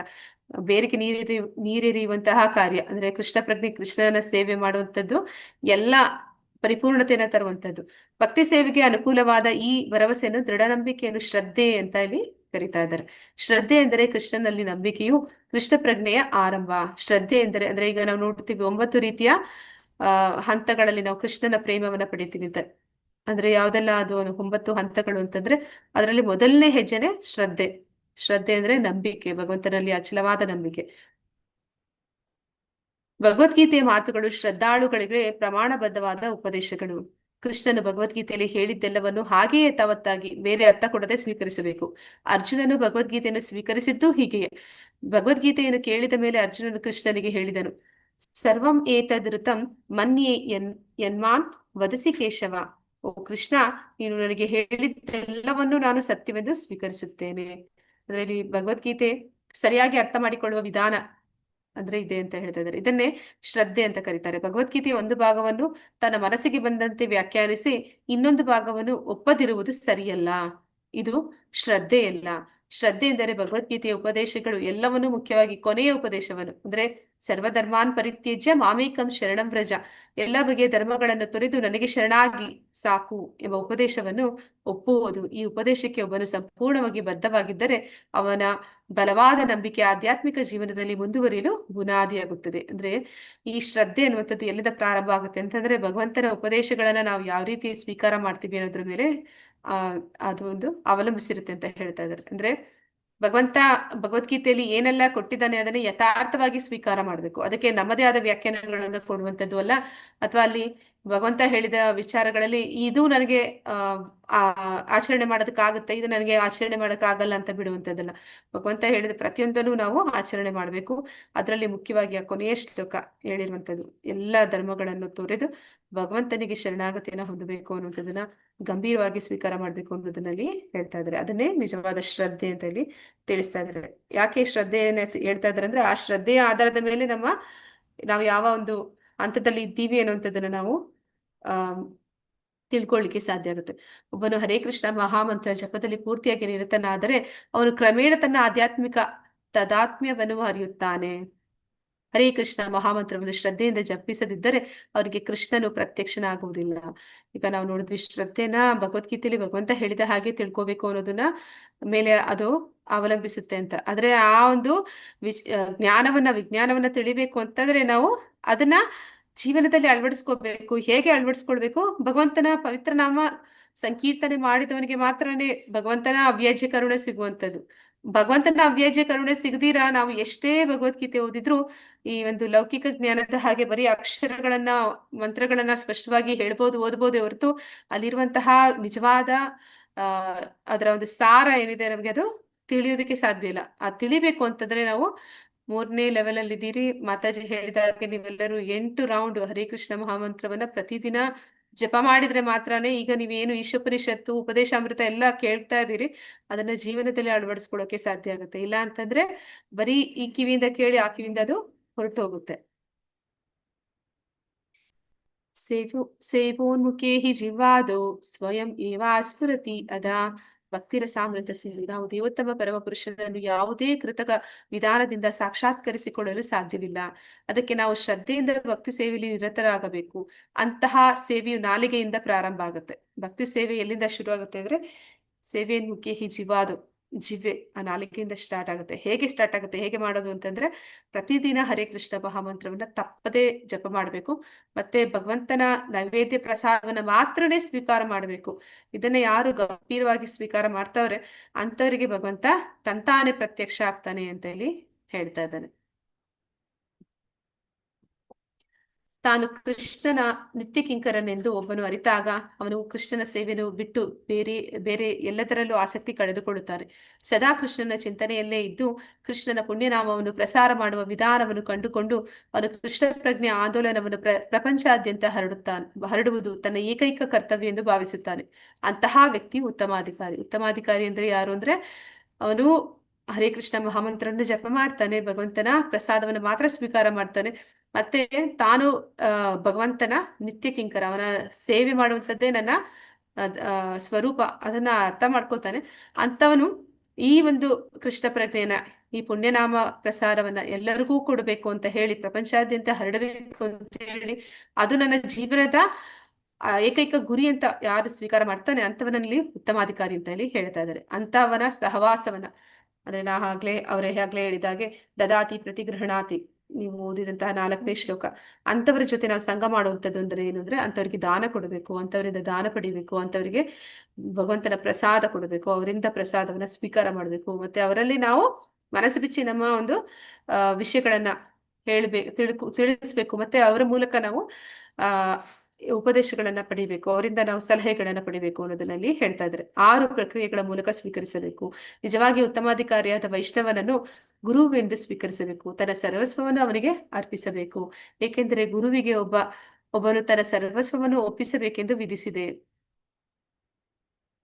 ವಿಶೇಷವಾಗಿ ಬ್ರಹ್ಮಚಾರಿಯಾದವನು ಇತರರಿಂದ ಭಿಕ್ಷೆ ಎತ್ತಿ ಅದನ್ನು ಗುರುವಿಗೆ ಅರ್ಪಿಸಬೇಕು.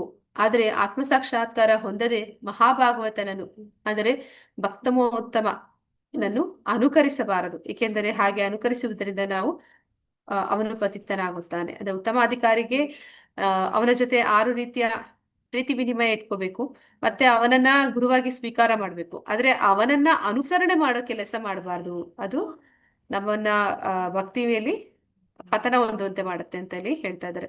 ಈ ಶ್ಲೋಕದಲ್ಲಿ ಭಕ್ತನಾದವನು ಕನಿಷ್ಠ ಅಧಿಕಾರಿ, ಮಧ್ಯಮಾಧಿಕಾರಿ ಮತ್ತು ಉತ್ತಮಾಧಿಕಾರಿಗಳು ಯಾರು ಎಂಬುದನ್ನು ತಿಳಿಯುವಷ್ಟು ವಿವೇಕಿಯಾಗಿರಬೇಕೆಂದು ಶ್ರೀಲರೂಪ ಗೋಸ್ವಾಮಿಯವರು ಬುದ್ಧಿವಾದ ಹೇಳುತ್ತಾರೆ. ಅಂದ್ರೆ ಒಬ್ಬ ಭಕ್ತನಾಗಬೇಕು ಅಂತಂದ್ರೆ ಅವನಿಗೆ ಈ 3 ವ್ಯತ್ಯಾಸಗಳು ಗೊತ್ತಿರಬೇಕು ಅಂತ. ಭಕ್ತನು ತನ್ನ ಸ್ವಂತ ಸ್ಥಾನವನ್ನು ಅರಿತುಕೊಳ್ಳಬೇಕು. ಈ 3ರಲ್ಲಿ ನಾನೆಲ್ಲಿದ್ದೀನಿ ಅನ್ನೋದನ್ನು ಕೂಡ ನಾನು ನೋಡ್ಕೋಬೇಕು. ಮತ್ತೆ ಉಚ್ಚ ಸ್ಥಾನದಲ್ಲಿರುವ ಭಕ್ತನನ್ನು ಅನುಕರಿಸಬಾರದು. ಅಂದ್ರೆ ಉತ್ತಮಾಧಿಕಾರಿನ ಅವ್ರು ಮಾಡೋ ಹಾಗೆ ನಾವು ಮಾಡೋದಕ್ಕೆ ಹೋಗ್ಬಾರ್ದು. ಪತಿತಾತ್ಮರನ್ನು ವೈಷ್ಣವರನ್ನಾಗಿ ಮಾಡಬಲ್ಲವನು ಉತ್ತಮಾಧಿಕಾರಿ ಎಂದು ಎಣಿಸಬಹುದೆಂದು ಭಕ್ತಿ ವಿನೋದ ಠಾಕೂರರು ಹೇಳಿದ್ದಾರೆ. ಅಂದ್ರೆ ಎಂತಹ ಆ ಭಕ್ತಿಯಲ್ಲಿ ಇಲ್ಲದಂತಹ ಎಂಥ ವ್ಯಕ್ತಿಯಾಗಿದ್ರು ಕೂಡ ಅವನನ್ನ ಉತ್ತಮಾಧಿಕಾರಿ ಮಾಡೋದು, ಆ ಅಂದ್ರೆ ವೈಷ್ಣವನನ್ನಾಗಿ ಮಾಡೋದು ಉತ್ತಮಾಧಿಕಾರಿಯಿಂದ ಸಾಧ್ಯ ಅಂತ. ಅಂದ್ರೆ ಇದಕ್ಕೆ ಉತ್ತಮ ಒಂದು ಉದಾಹರಣೆ ಅಂದ್ರೆ ಪ್ರಭುಪಾದ್ರು. ಅವ್ರು ಹೇಳ್ತಾರೆ, ನಾನು ಇನ್ನೂ ಜೀವಂತವಾಗಿದ್ದೀನಿ ನನ್ನ ಒಂದು ಪುಸ್ತಕಗಳ ಮೂಲಕ ಅಂತ. ಅವ್ರು ಕೊಟ್ಟಿರುವಂತಹ ಭಾವಾರ್ಥಗಳಲ್ಲಿ ಅವ್ರು ಇನ್ನೂ ಜೀವಂತವಾಗಿದ್ದಾರೆ. ಅವರು ಸದಾ ಎಲ್ಲರ ಶಿಷ್ಯ, ಅಂದ್ರೆ ಏನಂತ ಹೇಳ್ತಾರೆ, ದೀಕ್ಷಾ ಗುರು ಅಂತ ಹೇಳ್ತಾರೆ, ಶಿಕ್ಷಾ ಗುರು ಅಂತ ಹೇಳ್ತಾರೆ. ಅವರು ಶಿಕ್ಷಾ ಗುರುಗಳಾಗಿ ಎಲ್ಲರಿಗೂ ಈಗಲೂ ಮಾರ್ಗದರ್ಶನ ಮಾಡ್ತಾ ಇದ್ದಾರೆ. ಅದು ಆ ಪರ್ಸನಲ್ ಆಗಿ ನಾ ಹೇಳ್ತೇನೆ. ಅಂದ್ರೆ ಆ 13 ವರ್ಷ ಇದ್ದಾಗ ನಮ್ಮ ಮನೆಗೆ ಭಾಗವತ ಬಂದದ್ದು. ನನಗೆ ಪ್ರಭುಪಾದ್ರು ಯಾರಂತ ಗೊತ್ತಿಲ್ಲ, ಬರೀ ಒಂದು ಸತಿ ಭಾಗವತ ನಾವು ಓದಿದ್ದಷ್ಟೇ. ಅಂದ್ರೆ ನಮ್ಮ ಮನೆಯಲ್ಲಿ ನಾವೆಲ್ಲರೂ ನಾನ್ ವೆಜಿಟೇರಿಯನ್ಸ್. ನನ್ಗೆ ಅವ್ರ ಶಿಕ್ಷಾ ಗುರುಗಳಾಗಿ ಭಾವಾರ್ಥದಲ್ಲಿ ನನ್ಗೆ ಕಾಣಿಸ್ಕೊಂಡಿರೋದಷ್ಟೇ. ಅಂದ್ರೆ ಅವ್ರು ಕಾಣಿಸ್ಕೊಂಡಿದ್ದಾರೆ ಅನ್ನೋದು ಕೂಡ ನನಗೆ ಗೊತ್ತಿಲ್ಲ. ಅದು ಎಷ್ಟರ ಮಟ್ಟಿಗೆ ಅಂತಂದ್ರೆ, ಆಗ ಅಷ್ಟು ಧೈರ್ಯ ಮಾಡಿದ್ದೆ ನಾನು. ಅಂದ್ರೆ ನಮ್ಮ ಮನೆಯಲ್ಲಿ ಎಲ್ಲರೂ ವಿರುದ್ಧ ಇದ್ರು ಕೂಡ, ಆದ್ರೆ ಹೇಳ್ತಾರೆ ದೇವತೆಗಳು ನಮಗೆ ಸಹಾಯ ಮಾಡ್ತಾರೆ ಅಂತ ಹೋಗಿ ಹರಕೆ ಹೊತ್ಕೊಂಡಿದ್ದೆ. ನಾನು ಯಾರು ಹೇಳ್ಬಾರ್ದು, ನೀನು ತಿನ್ನು ಅಂತ ಹೇಳ್ಬಾರ್ದು, ನಾನು ಬಿಡೋದಕ್ಕೆ ಮನಸ್ಸು ಮಾಡ್ಬಿಟ್ಟಿದ್ದೀನಿ ಅಂತ. ನಾನು ತುಂಬಾ ಅಡಿಕ್ಟ್ ಆಗಿ ಹೋಗಿದ್ದೆ. ನನಗೆ ಅದ್ರ ರುಚಿ ತೋರಿಸ್ಬಿಟ್ಟಿದ್ರು. 13 ವರ್ಷ ಅಂತಂದ್ರೆ ಚೆನ್ನಾಗಿ ತಿನ್ನಿಸಿ ಬೆಳೆಸ್ಬಿಟ್ಟಿದ್ರು. ನಾನು ಅದರಲ್ಲಿ ತುಂಬಾ ಇದಾಗ್ಬಿಟ್ಟಿದ್ದೆ. ಆದ್ರೆ ಅದನ್ನ ಓದಿದಷ್ಟೇ. ಅಂದ್ರೆ ಗುರುವಿನ ಸಂಪರ್ಕ ಅನ್ನುವಂಥದ್ದು, ಉತ್ತಮ ಅಧಿಕಾರಿಯ ಸಂಪರ್ಕ ಅನ್ನುವಂಥದ್ದನ್ನ ನಾನು ಹೇಳ್ತಾ ಇದ್ದೀನಿ. ಯಾವಾಗ ಅವರು ಇದಾರೆ, ಅವ್ರ ಸಂಪರ್ಕಕ್ಕೆ ನಾ ಬಂದಿದ್ದೀನಿ ಅದು ಕೂಡ ನನಗೆ ಗೊತ್ತಿಲ್ಲ. ಎಷ್ಟರ ಮಟ್ಟಿಗೆ ಅದು ಪ್ರಭಾವ ಬೀರುತ್ತೆ ಅಂತಂದ್ರೆ, ನನ್ನ ಅಷ್ಟು ಆ ವಯಸ್ಸಿನಲ್ಲಿ ಅದನ್ನ ಇಲ್ಲ ನಾ ಮಾಡೋದಿಲ್ಲ ಅಂತ ಹೇಳಿ ಎಲ್ಲರ ಮುಂದೆ ಆ ತಿಳಿಸಿ ಅದನ್ನ ಅಲ್ಲಿಗೆ ನಿಲ್ಲಿಸಿದೆ. ನನ್ನ ನಾಲ್ಗೆ ಬಿಡ್ತಾ ಇಲ್ಲ, ನನ್ನ ಸುತ್ತ ಇರೋರು ಬಿಡ್ತಾ ಇಲ್ಲ. ಆದ್ರೂ ಪ್ರಭುಪಾದರ ಶಕ್ತಿ ಎಷ್ಟು ಅನ್ನೋದನ್ನ ಅದು ನಾವು ನೋಡ್ತೀವಿ. ಉತ್ತಮಾಧಿಕಾರಿ ಎಂತವರನ್ನು ಪತಿತಾತ್ಮರನ್ನ ವೈಷ್ಣವರನ್ನಾಗಿ ಮಾಡ್ತಾರೆ ಅನ್ನೋದಕ್ಕೆ ಅದು ಒಂದು ಉದಾಹರಣೆ.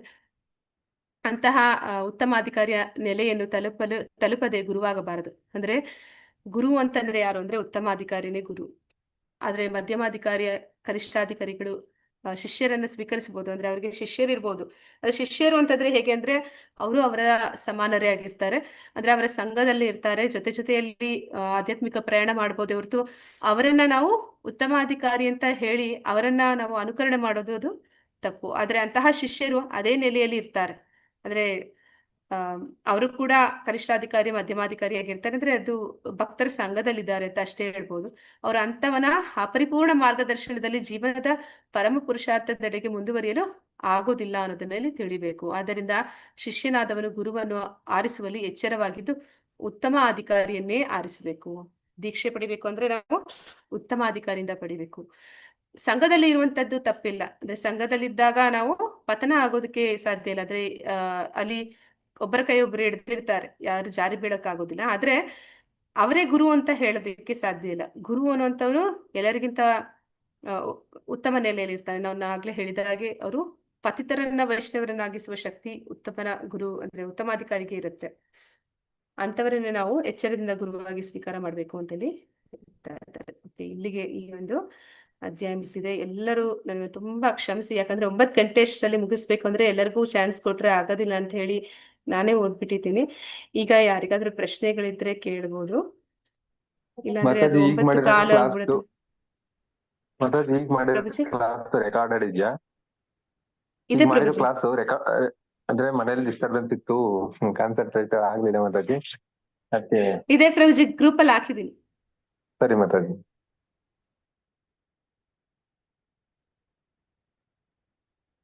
ಹರೇ ಕೃಷ್ಣ. ಆದ್ರೆ ಇವತ್ತು ನಾವು ಹರೇ ತಿಳ್ಕೊಂಡಿರುವಂತದ್ದು ಭಕ್ತಿಯಲ್ಲಿ ಬೇರೆ ಬೇರೆ ಹಂತಗಳಲ್ಲಿ ಮಾತಾಡಿ. ಯಾರೆಲ್ಲ ಇನ್ನೊಂದು ಮಾಧ್ವಗೌಡಿಯ ಮಧ್ವ ಮತ ಎರಡು ಒಂದೇನ ಮಾತಾಡಿ. ಮಧ್ವಗೌಡಿಯ ಅಂದ್ರೆ ಇದು ಇಸ್ಕಾನು ಮಾಧ್ವಗೌಡಿಯ ಅಂತಾರೆ ಇಸ್ಕಾನು. ಇದು ಪ್ರಭುಜಿ. ವ್ಯಾಸರಾಯರು ಯಾರೋ ರಾಯರು ವ್ಯಾಸರಾಯರು ಇವರೆಲ್ಲ ಬರ್ತಾರಲ್ಲ ಮಾತಾಜಿ, ಮಧ್ವಾಚಾರ್ಯರು ಇವರೆಲ್ಲಾನ ಇದು ಮಧ್ವ ಪರಂಪರೆ ಅಂತಾರೆ. ಇಸ್ಕಾನು ಪ್ರಭುಪಾದು ನೀವೆಲ್ಲ ಹೇಳಿದ್ರಲ್ಲ, ಭಕ್ತಿ ಸಿದ್ಧಾರ್ಥ ಸರಸ್ವತಿ ಠಾಕೂರರು, ವಿನೋದ ಯಾರು ಹೇಳಿದ್ರಲ್ಲ ಮಾತಾಜಿ, ಠಾಕೂರದ ಹೆಸರುಗಳು ಬರ್ತಾವಲ್ಲ ಅವರೆಲ್ಲ ಮಾಧ್ವ ಗೌಡಿಯ ಬರ್ತಾರೆ ಅಂತ ಹೇಳಿದ್ರಿ. ಇದು ಸಪ್ರೇಟ್ ಎರಡು ಒಂದೇನ ಡಿವೈಡ್ ಬೈಫರ್ಗೆಟ್ ಆಗಿರೋದ ಮಾತಾಜಿ? ಅಂದ್ರೆ ಪ್ರಭುಜಿ, ಬ್ರಹ್ಮ ಮಧ್ವ ಗೌಡಿಯ ಪರಂಪರೆ ಅನ್ನುವಂಥದ್ದು ಇಸ್ಕಾನ್ದು. ಅಂದ್ರೆ ಇದಕ್ಕೆ ಮುಂಚೆ ಚೈತನ್ಯ ಮಹಾಪ್ರಭುಗಳು ಇದ್ದಾಗ ಏನಾಗುತ್ತೆ ಅಂದ್ರೆ ನಿತ್ಯಾನಂದ ಪರಂಪರೆ ಅಂತ ಹೇಳಿ ಅವ್ರು ಹೇಳ್ತಾರೆ. ಅಂದ್ರೆ ಅವರು ಗೌಡಿಯ ಪರಂಪರೆ ಅಂತ ಹೇಳ್ಕೊತಾರೆ. ಅವರನ್ನ ಅವರು ಬರೀ ಗೌಡಿಯ ಪರಂಪರೆ ಅಂತ ಹೇಳುವಂತವ್ರು. ಅವರು ಬೇರೆ ಅಂದ್ರೆ ಸ್ವಲ್ಪ ಡೈವರ್ಟ್ ಆಗುತ್ತೆ ಅಲ್ಲಿ. ಅವರು ಭಕ್ತಿ ಸಿದ್ಧಾಂತ ಸರಸ್ವತಿ ಠಾಕೂರರ ಒಂದು ಇದರಲ್ಲಿ ಬರ್ತಾರೆ. ಆಮೇಲೆ ಪ್ರಭುಪಾದರು ಬಂದ್ಮೇಲೆ ಈ ಬ್ರಹ್ಮ ಮಧ್ವ ಗೌಡಿಯ ಪರಂಪರೆ ಅಂತ ಅಂದ್ರೆ ಹಾ ನಿತ್ಯಾನಂದ ಪ್ರಭುಗಳಿಂದ ಬರ್ತಾ ಇದ್ದಂಥವ್ರು ಗೋಸ್ವಾಮಿಗಳಂತ ಅವರನ್ನವರೇ ಹೇಳ್ಕೋತಾರೆ ಒಂದು ಗ್ರೂಪ್ ಅವರು. ಅಂದ್ರೆ ಅವರ ವಂಶಸ್ಥರು ಅಂತ ಹುಟ್ಟಿನಿಂದ ಈ ಬ್ರಾಹ್ಮಣ ಹೇಗೆ ಬ್ರಾಹ್ಮಣ ಕುಟುಂಬ ಅಂತ ಹೇಳ್ತಾರೆ ಹಾಗೆ. ಅಂದ್ರೆ ಅವ್ರು ನಿಜವಾಗ್ಲೂ ಆಚರಣೆ ಮಾಡ್ತಾ ಇರೋದಿಲ್ಲ. ಅವರನ್ನ ಅವರು ಆ ರೀತಿ ಗೋಸ್ವಾಮಿಗಳು ಅಥವಾ ಗೌಡಿಯ ಮಠಕ್ಕೆ ಸೇರಿದವರು ಅಂತ ಹೇಳ್ಕೊಳ್ಳುವಂಥವ್ರು. ಅದಲ್ಲದೆ ಈ ಪರಂಪರೆಯಲ್ಲಿ ಅಂದ್ರೆ ಭಕ್ತಿ ಸಿದ್ಧಾಂತ ಸರಸ್ವತಿ ಠಾಕೂರರು, ಭಕ್ತಿ ವಿನೋದ್ ಠಾಕೂರರು ಮತ್ತೆ ಪ್ರಭುಪಾದರು ಇವರೆಲ್ಲರೂ ಕೂಡ ಬರುವಂತದ್ದು ಬ್ರಹ್ಮ ಮಧ್ವ ಗೌಡಿಯ ಪರಂಪರೆ ಅಂತ. ಸರಿ ಮಾತಾಜಿ, ಥ್ಯಾಂಕ್ ಯು ಮಾತಾಜಿ. ಹರೇ ಹರೇ ಕೃಷ್ಣ ಕೃಷ್ಣ. ಮಾತಾಜಿ. ಹಾ ಮಾತಾಜಿ. ಈ ಪ್ಯಾರಾಗ್ರಾಫ್ ಅಲ್ಲಿ ಒಬ್ಬ ವ್ಯಕ್ತಿ ಕೃಷ್ಣ ನಾಮವನ್ನು ಒಂದು ಸಲ ಉಚ್ಚರಿಸುವುದು ಕೇಳಿದೊಡನೆ ಆ ವ್ಯಕ್ತಿ ಇತರ ಸಾಮಾನ್ಯ ವ್ಯಕ್ತಿಗಳಿಗಿಂತ ಉತ್ತಮ ಎಂದು ಪರಿಗಣಿಸಲಾಗಿದೆ. ಹಾ ಮಾತಾಜಿ. ಅಂದ್ರೆ ಸಾಧಾರಣವಾಗಿ ಯಾರ ಬಾಯಿಂದನೂ ಕೂಡ ಕೃಷ್ಣ ಅಂತ ಸಾಧಾರಣವಾಗಿ ಸುಲಭವಾಗಿ ಬರೋದಿಲ್ಲ ಅಂತ ಹೇಳ್ತಾರೆ. ಅಂದ್ರೆ ಚೈತನ್ಯ ಮಹಾಪ್ರಭುಗಳಿದ್ದಂತ ಸಮಯದಲ್ಲೇ ಪ್ರಕಾಶಾನಂದ ಸರಸ್ವತಿ ಅಂತ ಒಬ್ರು ಇರ್ತಾರೆ. ಅವರು ಇವರು ಸನ್ಯಾಸಿ ದೀಕ್ಷೆ ತಗೊಂಡಿರ್ತಾರೆ ಚೈತನ್ಯ ಮಹಾಪ್ರಭುಗಳು. ಅವರನ್ನ ಅವರು ಏನಂತ ಹೇಳ್ತಾರೆ ಅಂದ್ರೆ ಅವರನ್ನ ತುಂಬಾ ಕೀಳಾಗಿ ನೋಡ್ತಾ ಇರ್ತಾರೆ ಅಂದ್ರೆ ಚೈತನ್ಯ ಮಹಾಪ್ರಭುಗಳನ್ನ. ಅವ್ರ ಹತ್ರ ಏನ್ ಮಾಡ್ತಾರೆ, ಒಂದ್ಸತಿ ಚೈತನ್ಯ ಮಹಾಪ್ರಭುಗಳ ಅನುಯಾಯಿಗಳು ಅವ್ರ ಹತ್ರ ಹೋಗ್ತಾರೆ. ಹೋಗಿ ಅಂದ್ರೆ ಬ್ರಾಹ್ಮಣರಾಗಿರ್ತಾರೆ ಅವರು. ಬ್ರಾಹ್ಮಣರಾದ ಕಾರಣ ಅವರು ಏನಂತ ಹೇಳ್ತಾರೆ, ಈ ನಿರಾಕಾರವಾದಿ ಮಾಯಾವಾದಿಗಳ ಹಾಗೆ ಅವರು ಬ್ರಹ್ಮಜ್ಯೋತಿಯನ್ನು ಮಾತ್ರ ನಂಬುವಂಥವ್ರು, ಆರಾಧಿಸುವಂಥವ್ರು, ಶಕ್ತಿಯಲ್ಲಿ ಮಾತ್ರ ಅವರಿಗೆ ಆಸಕ್ತಿ ಇರುವಂಥವ್ರು. ಅವರು ಅವ್ರ ಹತ್ರ ಹೋಗಿ ಹೇಳ್ತಾರೆ. ಅಂದ್ರೆ ಅವ್ರಿಗೆ ಈ ಕೃಷ್ಣ ಪ್ರಜ್ಞಾ ಪ್ರಚಾರ ಮಾಡ್ಬೇಕು ಅಂತ ಹೇಳಿ ಅವ್ರ ಹತ್ರ ಹೋಗ್ಬಿಟ್ಟು ಹೇಳ್ತಾರೆ, ಚೈತನ್ಯ ಮಹಾಪ್ರಭುಗಳು ಬಂದಿದ್ದಾರೆ ಅಂತ ಹೇಳಿದ್ರೆ, ಓ ಆ ಚೈತನ್ಯ ಅಂದ್ರೆ ಕೃಷ್ಣ ಚೈತನ್ಯ ಅಂತ ಅವ್ರ ಹೆಸರು. ಆ ಕೃಷ್ಣ ಅನ್ನೋದು ಅವ್ರ ಬಾಯಲ್ಲೇ ಹೇಳೋದಿಲ್ಲ. ಅವ್ನಿಗೆ ತುಂಬಾ ಬೇಜಾರಾಗುತ್ತೆ ಪ್ರಚಾರ ಮಾಡಕ್ಕೆ ಹೋದಂತವ್ನಿಗೆ. ಹೇಳ್ತಾನೆ, ನಿಮ್ಮನ್ನ ನಿಂದಿಸಿದ್ರು ನನ್ಗೆ ಏನ್ ಅನ್ನಿಸ್ಲಿಲ್ಲ, ಆದ್ರೆ ನಿಂದಿಸುವಾಗ್ಲೂ ಕೂಡ ಕೃಷ್ಣ ಅನ್ನೋ ಒಂದು ಪದ ಕೂಡ ಅವ್ರ ಬಾಯಿಂದ ಬರ್ಲಿಲ್ಲ ಅಂತ. ಅಂದ್ರೆ ಆ ರೀತಿ ಬರೀ ಒಂದು ಪದ ಕೃಷ್ಣ ಅಂತ ಹೇಳ್ಬೇಕು ಅಂದ್ರೂ ಕೂಡ ಮಹಾಪುಣ್ಯ ಮಾಡಿರ್ಬೇಕು ಅಂತ ಹೇಳಿ ಚೈತನ್ಯ ಮಹಾಪ್ರಭುಗಳು ಹೇಳ್ತಾ ಇರುವಂತದ್ದು. ಒಂದೇ ಸತಿ ಅವನು ಅವ್ರ ಬಾಯಲ್ಲಿ ಅವನು ತಿಳಿದೋ ತಿಳಿದಿರನೋ ಅಂತದ್ದು ಕೂಡ ಇತರ ಜನರಿಗಿಂತ ಅವನು ಶ್ರೇಷ್ಠ ಅಂತ ಹೇಳಿ ಹೇಳ್ತಾ ಇದ್ದಾರೆ. ಹರೇ ಕೃಷ್ಣ. ಆದ್ರೆ ಮಾತಾಜಿ, ಈ ಭಾರತದಲ್ಲಿ ಹುಟ್ಟಿರೋರಿಗಿಂತ ಈ ಫಾರಿನಲ್ಲಿ ಇರೋರ್ತಕ್ಕಂಥ ಭಕ್ತರೇ ಹೆಚ್ಚಾಗಿದೆ ಮಾತಾಜಿ. ಅವರೇ ಸ್ಪಷ್ಟವಾದ ಶ್ಲೋಕಗಳನ್ನ ಹೇಳ್ತಾರೆ, ಭಜನೆ ಮಾಡ್ತಾರೆ, ಕೀರ್ತನೆ ಮಾಡ್ತಾರೆ. ಆ ತತ್ವಗಳನ್ನ ಎಷ್ಟು ಚೆನ್ನಾಗಿ ಅವ್ರ ಬಾಯಲ್ಲಿ ಇಂಗ್ಲೀಷ್ ಬರೋಂಥ ಮಾತಲ್ಲಿ ಈ ಸಂಸ್ಕೃತ ಪದ ಎಷ್ಟು ಚೆನ್ನಾಗಿ ಮಾತಾಡ್ತಾರೆ ಮಾತಾಜಿ. ನಿಜಕ್ಕೂ ಆಶ್ಚರ್ಯ ಆಗುತ್ತೆ ಮಾತಾಜಿ.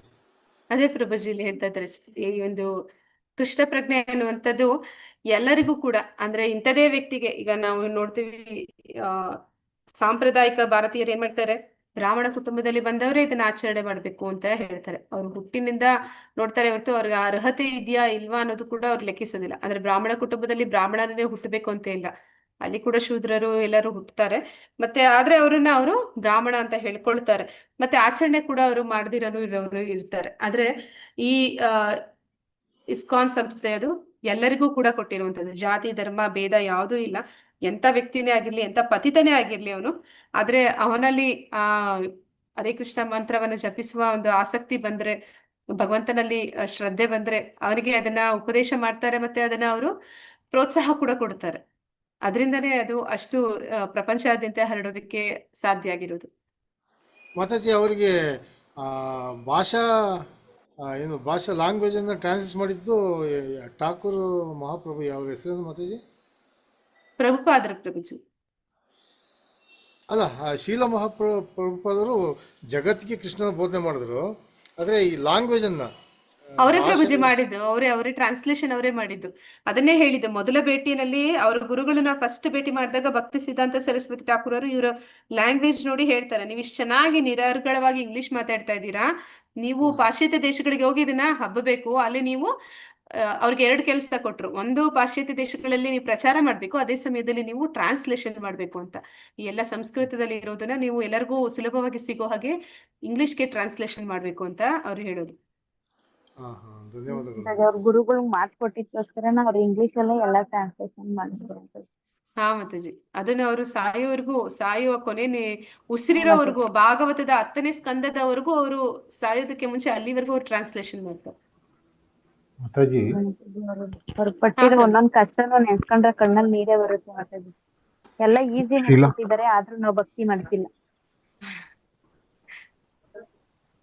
ಹರೇ ಕೃಷ್ಣ ಪ್ರಭುಜಿ. ಹಾ ಶೀಲಾ ಪ್ರಭುಪಾದ ಸ್ವಾಮಿಗಳು ಅಮೇರಿಕಾದಲ್ಲಿ ಟೈಮ್ ಕಳೆದಷ್ಟು ಟೈಮ್ ಇಂಡಿಯಾದಲ್ಲೇ ಕಳೆದಿದ್ರೆ ಇನ್ನೂ ಇಂಡಿಯಾದಲ್ಲಿ ತುಂಬಾ ಭಕ್ತರಾಗ್ತಾ ಇದ್ದಾರೇನೋ ಅಂತ ನನ್ನ ಅನಿಸಿಕೆ ಮಾತಾಜಿ. ಇಲ್ಲ ಪ್ರಭುಜಿ, ಅಲ್ಲಿ ಇಂಡಿಯಾದಲ್ಲಿ ಅವರು ಯಾರು ಭಕ್ತರು ಬರ್ಲಿಲ್ಲ ಅವಾಗ. ಅಲ್ಲಿಗಿಂತ ಅವ್ರು ಇಲ್ಲೇ ಪ್ರಯತ್ನ ಫಸ್ಟ್ ಸ್ಟಾರ್ಟ್ ಮಾಡೋದು. ಅವ್ರು ತುಂಬಾ ಹಾ ಪ್ರಯತ್ನ ಸ್ಟಾರ್ಟ್ ಮಾಡ್ತಾರೆ.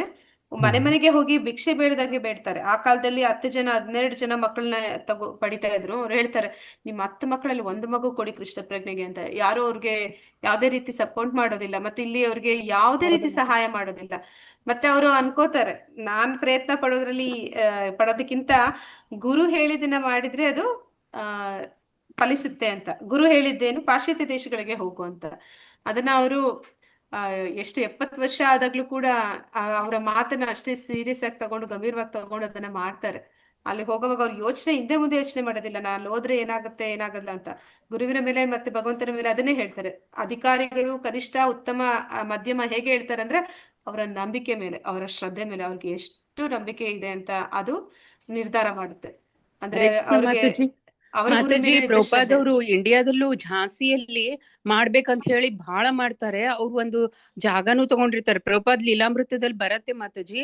ಅವರು ಆ ಝಾನ್ಸಿಯಲ್ಲಿ ಯಾವ ಜಾಗ ತಗೊಂಡ್ ಮಾಡ್ಬೇಕಂತ ಮಾಡ್ತಿರ್ತಾರೆ, ಅಲ್ಲಿ ಒಬ್ಳು ಲೇಡೀಸ್ ಕ್ಲಬ್ನವರು ಅದನ್ನ ಕಂಟ್ರೋಲ್ ಮಾಡ್ಬಿಟ್ಟು ಆ ಓನರ್ ಜೊತೆ ಇದ್ ಮಾಡಿ ಅದನ್ನ ಅವ್ರಿಗೆ ಅಲ್ಲಿ ಮಾಡಕ್ಕೆ ಕೊಡೋದಿಲ್ಲ. ಏನ್ ಮಾಡಿದ್ರು ಮಾಡಕ್ ಕೊಡೋದಿಲ್ಲ. ಅವ್ರು ಬಹಳ ಪ್ರಯತ್ನ ಮಾಡ್ತಾರೆ ಇಂಡಿಯಾದಲ್ಲಿ, ಒಬ್ರು ಅವ್ರಿಗೆ ಹೆಲ್ಪ್ ಮಾಡಲ್ಲ ಅವಾಗ್ಲೇ ಅವ್ರು ಮಾತಾಜಿ. ಇಲ್ಲಿ ಏನು ನಾವ್ ಮಾಡಕ್ ಸಾಧ್ಯ ಇಲ್ಲ ಅಂತ ಅವ್ರಿಗೆ ಅನಿಸ್ದಾಗ್ಲೇನೆ ಅವರು ಒಬ್ರು ಪಾಶ್ಚಾತ್ಯ ದೇಶಕ್ಕೆ ಹೋಗಿ ಅಲ್ಲಿ ಒಬ್ರು ಇರ್ತಾರೆ, ಒಬ್ರು ಟೀಚರ್ ಇರ್ತಾರೆ. ಅಂದ್ರೆ ಅವರು ಇರ್ತಾರೆ, ಯಾರು ಆಮ್, ಏನೋ ಅವ್ರ ಹೆಸರಿದೆ ಮಾತಾಜಿ. ಅವರು ಅಧ್ಯಾಪಕರು ಇರ್ತಾರೆ, ಅಂದ್ರೆ ಅವ್ರು ಕಾಲೇಜ್ ಟೀಚರು. ಅವ್ರಿಗೊಬ್ರಿಗೆ ಇಂಡಿಯಾದಲ್ಲಿ ಅವರು ಇನಿಷಿಯೇಷನ್ ಮಾಡ್ತಾರೆ ಪ್ರಭುಪಾದ್ ಅವರು. ಆಮೇಲೆ ಅವರು ಎಷ್ಟು ಪ್ರಯತ್ನ ಮಾಡಿದ್ರು ಅವ್ರ ಲೇಡೀಸ್ ಕ್ಲಬ್ನವ್ರು ಜಾಗ ಕೊಡೋದಿಲ್ಲ.